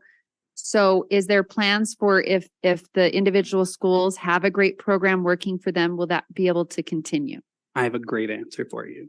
So Great. as a teacher myself who got told a lot of times that we were doing something new, I didn't like that. And so with this process, we started last year talking to every one of those people. So I've talked to all the principals. I've talked to most all of the video people at our schools, including our middle schools and some of our elementaries. And I've sat down and said, okay, what's your program going on? What do you have? What support do you need? And how can we help you maintain what you're doing? Great. And what can we take over? So for example, at Corner Canyon, I sat down with Rob and he Great. says, okay, I need this, and this, but I'd really like to keep this part Good. until you get that up and going. And then can we slowly transition? And I said, of course. Great. No way do I want to come in day one and say, flip the switch, everyone. One, that scares me a lot to take that all on. And two, if it's working, I don't want to change it. Awesome. And so, yeah, that's been a big focus of ours, is making sure we're talking to all of those people. And then when they're ready to jump on, we're ready to kind of onboard them and then provide that training and that support. So Awesome. Okay, and then a follow-up question. Will the students still have opportunity to be a part of that? The Yeah. videography and all of those things, even if it's a slow transition to more? yeah, so district? we're still hoping that they will stay engaged in those classes and Great. do us as an extracurricular. Oh, okay. Yeah, and so still being engaged in those classes up at CTEC and at their home schools. And then this either is that CTE internship for 11th and 12th graders, or that after school for 9 through 12. Okay, good to know. That sounds like a great plan. Thanks. Okay, and Mrs. Tingey. Yeah, this is exciting and it's really fun to see this vision and how well you articulated it. One of the things that I really kind of perked up at was when you said on for board meetings, being able to segment the different parts of the board meeting, because I've had several people say, so about what part of it, and it's so hard to determine, you know, how much time the board spends on each section and then try and guess. And so I think that will be really helpful. And then I also like the idea of having available those school highlights that then can be easily shared out with that particular school community. So I think it's just another way of amplifying all the really great things that we're doing here. So thank you for putting this together. Thank you. Okay, thank you, Justin. I'm really excited about it too, and I think it's great. So we will look forward to getting more information from Okay, you in the thank you. Thank future. you. Okay, thank you so much. Okay, it is time for staff comments. So first we'll have the superintendent's report and then the business administrator report. Thank you, Dr. Robbins. President. I'll be brief. First, I guess, thank you for Olaf. That was very kind, but the real appreciation is not me or Leon or Jeff getting up. It's our staff and facilities folks, people that are out scraping snow, and our teachers, you know, driving from really all parts of the state to come into work, and our employees that, you know, are so dedicated, and knowing that those decisions impact their families and their lives and they have decisions to make too, and yet they still show up and are dedicated in their job. So much appreciated. I want to just mention too, a couple of things. Congratulations to all the administrators in those appointments tonight. That's a real marker in their careers. And I think any of us that have been through that process know how difficult that is and how rewarding, but also just a thank you to all those that applied that may not have been appointed tonight. I'm sure they're feeling as much disappointment as those that were appointed. And I would just give them encouragement to stay with it. And there's been many jobs that all of us, including myself, have applied for that we didn't get. And, you know, spend a day kicking the rocks around, but the fact that you're considered in Canyons means a lot. It's very, very competitive, and the margin of error is razor thin. And so I just want to encourage everybody that applied and congratulate all those that were appointed or promoted tonight. And then lastly, with that too, just a thank you to our school performance team for their leadership and guidance in those appointments. And then I want to give a thank you and shout out to our student advisory council as well. Also want to recognize Bob for his work. I think you were the original administrator that got this whole thing going back to the beginning. You're not? Oh, okay. So you've had it 9 years out of the 10 then. And I'm kind of sad to see Bob go, and I know we've already talked about his retirement, but you can see his impact on our students and where this advisory committee is, and the students and their willingness to participate is largely in part to his leadership in working with our principals and trying to create an inclusive environment that's safe for students to be part of, and organizing lunch and all the logistics, and as well as helping the board. I just want to give him a shout out and a thank you for that. So thanks. Okay, thank you. Mr. Wilcox. Thank you. Again, I just want to say thank you for Olaf. Yeah, we've had some, it's been, It's a support animal, so whoever needs it. whoever needs it. And we're just grateful that tomorrow's forecast is 60 degrees and we won't be up at 4 a.m. I'd be amiss if I did not thank, though, Jeremy Wardle, our Director of Transportation. Jeremy comes from Saratoga. He kind of joins me in this Draper area. Matt Curtis, he drives the East Sandy area. He's our transportation dispatcher, and Randy Swartz, who's our transportation trainer, he goes up in the Cottonwood Heights area. So all four of us are out there driving. Big thank you to them, getting up all those mornings very early to make this happen. And we're just hoping we don't do it till November. Just a quick update on Eastmont. Over the last week, they finished the mitigation, cleaning up there. There is 2 more tests they need to do. That is, we need to get the HVAC running again and then test it one more time, that area. Eagle Environmental, who has been the mitigator, who's done most of our abatement work over the last decade, they've completely moved out. But we do need to have a couple more tests before we can get full clearance to the building. As has been noted to the community, we do intend to keep the students at the Crescent View building for the remaining 7 weeks of this school year.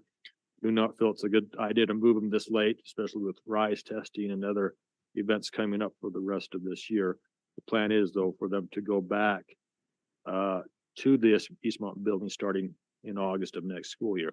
I want to emphasize that every test that we've pulled has come back, and there have been many have all come back non-detected on the abatement. So we do feel like we have mitigated that problem. We appreciate the community, that'd be the parents, the staff, the students, everyone who's worked with on that. It's been a process in trying to remedy that this really for the last 4 months that we've been doing that. So that's just a quick update where we are with that. That's all I have. So thank you. Okay, thank you, Mr. Wilcox. Now it is the time for the board to give reports, and just a gentle reminder that we talked about limiting it to around 3 minutes. And it is the turn to start down here with Mrs. Pedersen. Okay, I mentioned before that I really enjoyed the opportunity that we had as a board to go to the National School Board Association meetings this week ago over the weekend, and we were able to visit with so many districts from so many different places in the country, and it was pleasant to see what ideas that they have been coming up with. And so many of the things that they were being innovative with, we've also been able to be innovative with. And there's more for us to do, but it was reaffirming that we are heading the right direction as a district.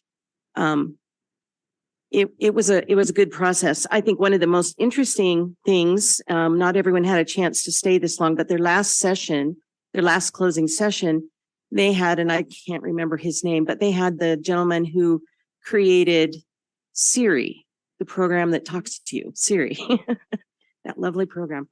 And he came in and he spoke with us about the history of AI learning. And he says that innovations happen approximately every 10 years. And so you get something that happens and then we kind of work with it and integrate it into our system. And then a new something comes up and then a new something comes up. Well, of course, Chat GPT happens to be the new thing. If you think about all of the things that our phones can do and now our cars, they park themselves. They drive without you holding onto their steering wheels. That is AI. You know, sometimes we don't realize that that is artificial intelligence. And I know that my phone, and when I'm typing, can learn my favorite words and it starts spelling it, predicting it for me, right? It has predictive, it's AI. So we're using AI a lot more than we think we are. And he says it is not going to go away. And so we felt as a board, as we were just having an informal conversation, a few of us that had that presentation, and it was phenomenal. We'll have to get into it in a board discussion sometime, but he said it's not going to go away. He said if we're smart as educators, that we will work with it, let it help us and not fight it, because we could use it. It can generate things that we've done on our own for years, you know, and we can give, for instance, in a writing class, you can give a sample, ask the computer to create, and have the students ask the computer to create a sample writing, and then have a group of them discuss what makes it match that writing's, you know, what makes that a haiku, or what makes it a persuasive paragraph? Does it have all the parts to it? And have them analyze it, and then they create their own, so that they're analyzing what they're reading and learning to be discerning in what's out there and what is the truth and what is not the truth. He says the information is all dumped in. It won't learn from them. The Chat GPT won't learn. It's just tons and tons and tons and tons of data that's been dumped in. But at some point, there are some programs that can be where they learn from the user. So he just really encourages us not to fear it.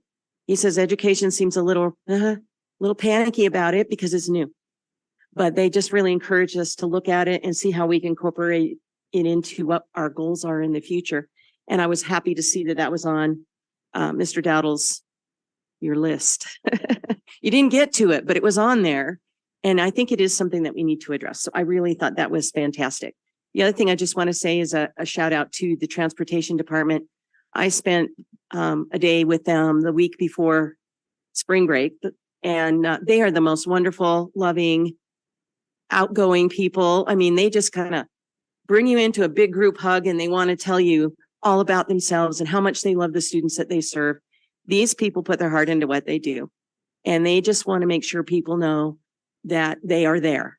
They're not always noticed, and I want them to know that we see you. We know what you're doing, and we want to make sure that you feel supported as well. And it was a wonderful experience, and I intend to come back. So thank you for that opportunity. Thank you. Thank you, Mrs. Tingy. Thank you. As has been mentioned, we recently returned from the NSBA conference and it was enjoyable. And I picked up a lot of things that I look forward to bringing to board discussion at the roundtable and later on in a couple of months, I guess, is about when we usually do it.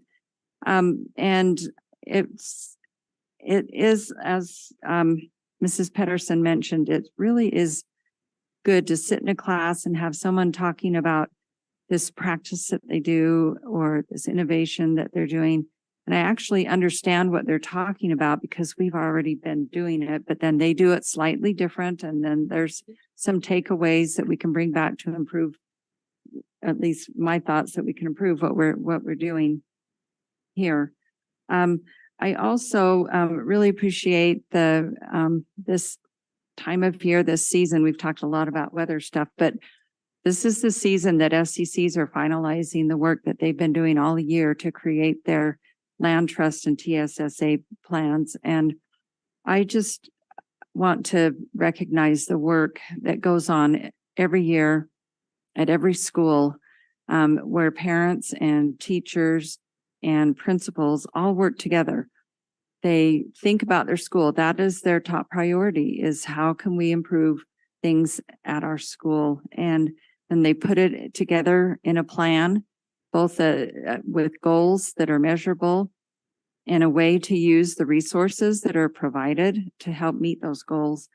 And then we as board members get to review those plans and get to take a peek into all the work that happened this year, and it really does give us a good feel for a school and what's important to them and what's happening there. And then I too want to just recognize and congratulate those that with the new administrative appointments, that again is kind of a seasonal thing, and this time of year where we start looking forward to new opportunities for different school communities and for leadership. And I'm just so impressed at the quality of leadership that we have throughout this district in all areas and in all departments. And then finally, we talked about the Student Advisory Council earlier, but I just, again, am so appreciative. So thank you, Dr. Dowdle and your team that have helped facilitate and organize that council so that we as board members, we can just show up and have that marvelous experience. So thank you very much for that. Okay, thank you, Mr. Millerberg. Since we were together last, I did make it to the East Midvale FCC, which is really kind of a bonus because they've been having them online and I show up at the school and they're not there. And so I get messed up. This time they actually had it in person. I went down online. But I got there. I was also able to attend College Day at Mid-Valley, which was a ton of fun. Had a couple of mascots there. They had Cosmo there and they had, what's the Wolverine's name? I can't think of his name now. Willie the Wolverine, that's right. The kids were all hyped up, and I hope that excitement for college lasts them a few more years till they get out of high school. Last time we were together, I mentioned about how impressed I was about Hillcrest Performing Arts Department and talked about the Heart of Robin Hood. The next day, I received an email from Jeff informing me that Hillcrest High School has been nominated for not one, not two, and I'm not going to count all the way up, but 10 Best of awards for the Utah High School Music Theater Award. They were nominated Best Musical, Best Actor, Best Ensemble Cast, Best Orchestra, Best Director, Best Choreography, Best Costume Design, Best Lighting Design, Best Student Set Design, and Best Student Lighting Design. That's a lot. And I was very impressed to see that list come out. So congratulations to the Hillcrest Performing Arts Department. I too was part of the 5 or 7 board members that made it to the National School Board conference. We were very well represented, I felt like. When you take people out over the beginning of spring break, you take people out for 4 days to go. To have 5 of us there, I was very much impressed that we had such good representation. I think that's one of those conferences of what is most important, as I think you kind of mentioned, is what happens between the classes. You meet people that you've met in prior years at the conference. It's always fun for me to sit with people that I know from other districts in our state. And in all fairness, going to the National School Boards Association conference makes me really appreciate what we have close to home with our Utah School Boards Association. Our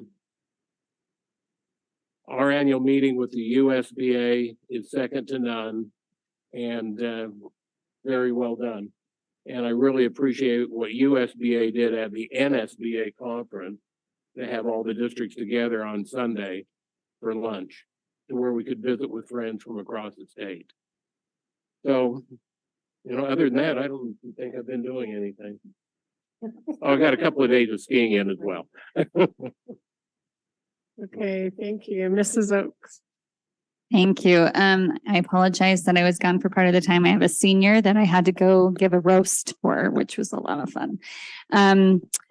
So I've really enjoyed some of the things I've been able to do the last few weeks. I also appreciated the USBA regional meetings and the discussion that we had, kind of breaking down what happened over the legislative session and plans for what we can do with an earlier runway to try and make inroads and make some progress next year.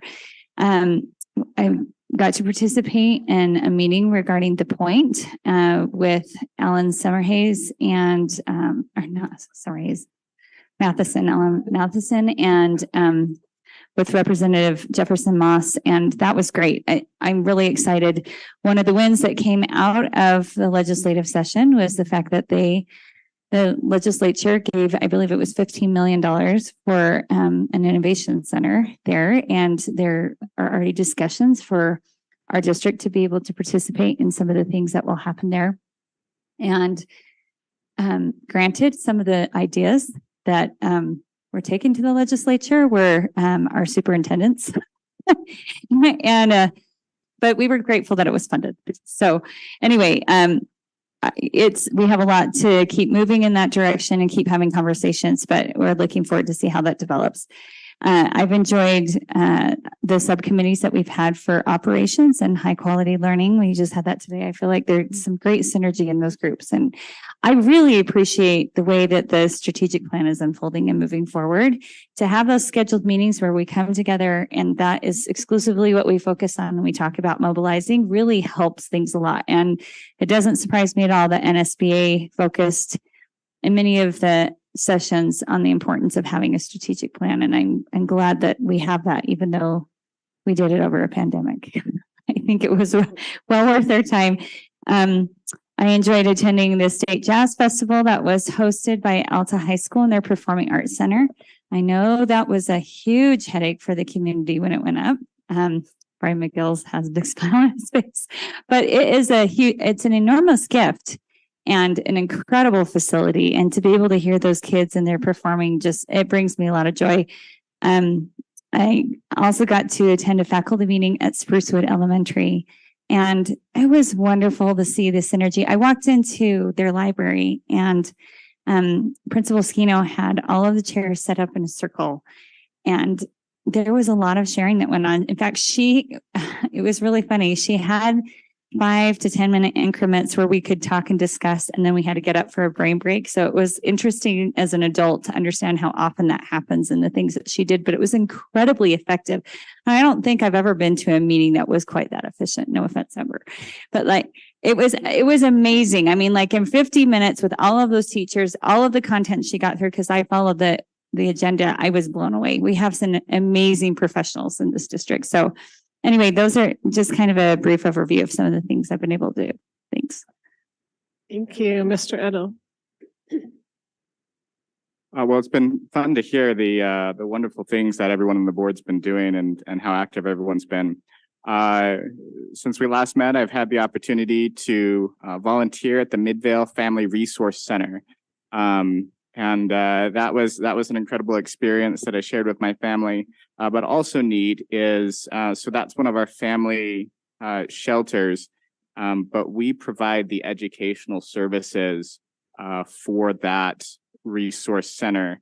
And so actually shortly after that, I had a nutrition services tour where I visited some of our amazing cafeterias that we had, including at Midvale Elementary, Midvale Middle School, and Jordan High School. The neat thing about that was I didn't specifically ask for the schools that we visited, but it was a fun coincidence to then visit Midvale Elementary and Midvale Middle School, as those are two of the schools that take in those who are staying at the Family Resource Center and provide them with food in the morning, in the afternoon, also with an after-school snack. And then the kitchens are also used to provide food in the evening. And so what an incredible service that we're able to help provide and support for these students who are really kind of at a vulnerable point in their life and facing really, really difficult hardships, but we're able to do our part to help them at least stay fed so that they don't have to worry about that food insecurity. And so that was really neat. But also super kudos to our nutrition services staff throughout the entire district. We have really, really good cafeterias. If you haven't eaten at them, I do recommend trying it. I tried some food over at Jordan High School, and it's not just school food. I mean, it's really good food. I also had the opportunity to meet with teachers at Jordan High School. I went to their BLT, and I really, really enjoy all the opportunities I have to talk to the teachers. Those always seem like they go too short. I had an opportunity to visit separately from Karen, but with transportation to a lesser extent. I was able to stop by there and chat with them. And then, of course, I was able to enjoy our second winter recess that came right before spring. Thank you. Okay, thank you, Mrs. Nybar. Okay, well, everyone's going to be really surprised by this, but before this life of running around, basketball courts and soccer fields, I actually was in the theater arts. I had a life previous to my life of the mother of 7 boys. But I just wanted to take a minute to honor my theater teacher. Actually, he passed away on Easter. J. Russell Johnson did a fantastic job. And under his direction, I actually was able to earn 5 different scholarships to college, BYU and University of Utah being 2 of the 5. And I wasn't the only one in his program to be able to achieve great things through him. And he just was a wonderful teacher, and he did a great job of harnessing his kids that had come through the program to tutor the ones that were younger. In fact, I was able to, even when I was in college, he reached out to me, and I was able to do some judging for the competitions through our state. Wonderful man. I really appreciated the regional USBA meeting as well, and NSBA. And I went to 2 classes that I especially loved. One was on mental health supports and the other on school safety. I actually lived in Franklin, Tennessee for 6 years, which is close to Green Hills. In fact, one of my dear friends still lives there. That's a beautiful community, and it's a very safe community with wonderful people. And so when that tragedy hit, it struck really close to home for me. And the thought that was remaining was, if that can happen in Green Hills, that can happen anywhere. And so, so as I sat through the school safety workshop, I had a lot of thoughts come to mind, and I won't share all of them tonight, but I really reflected about how important it is preventatively to create an inclusive environment, something Dr. McGill has talked about a lot.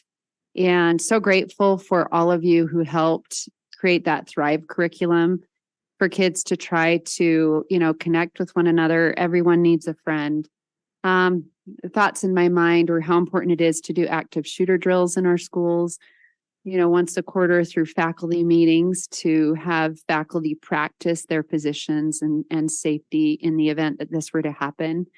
I just think the more robust our plan and the more prepared we are, the better chance we have.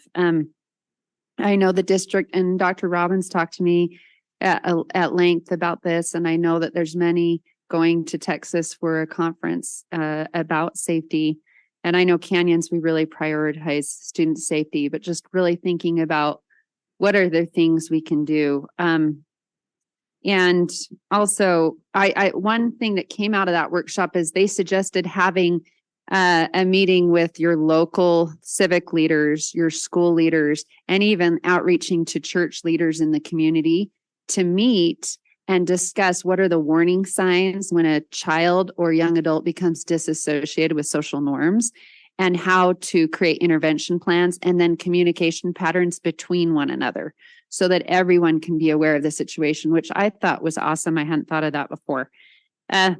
I really appreciated being at the NSBA conference, not only for the things that we learned in class and workshops, but also just the conversations outside of it was really fantastic. Really appreciated strengthening my relationship with fellow board members and the superintendent and Leon. And and then also we did see Jenna Bush. I have to say, she shares her mother's humor. She's hilarious, like Barbara. I love the Barbara Bush book, but she doesn't share her politics. So she's one of the only Bush members of her family that isn't politically conservative. So that was interesting to see how that played out with her question and answer. Thank you so much for a great meeting, and that's it. Okay, thank you.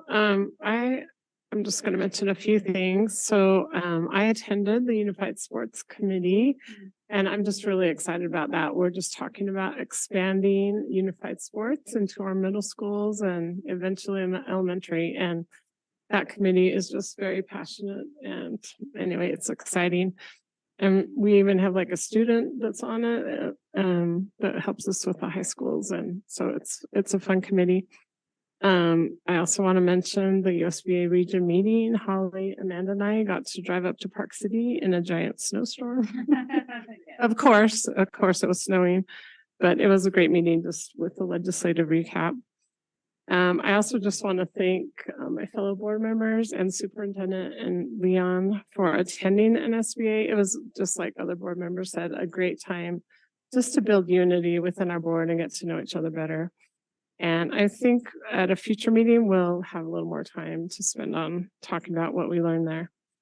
The other thing is I want to congratulate Christy Sweat. She's a board member in Salt Lake District, and she is this year the NSBA president. So it's just really a great opportunity for Utah and for us to have some say in that national conversation. So I want to congratulate her. And then lastly, I just want to congratulate all the new administrative appointments. And I really do believe we have a lot of great administrators, and I'm excited that so many people could move up and change around and have some new challenges for them. So and we really appreciate them. And I believe that is all. Our board work is done, and I declare our meeting over. Thank you.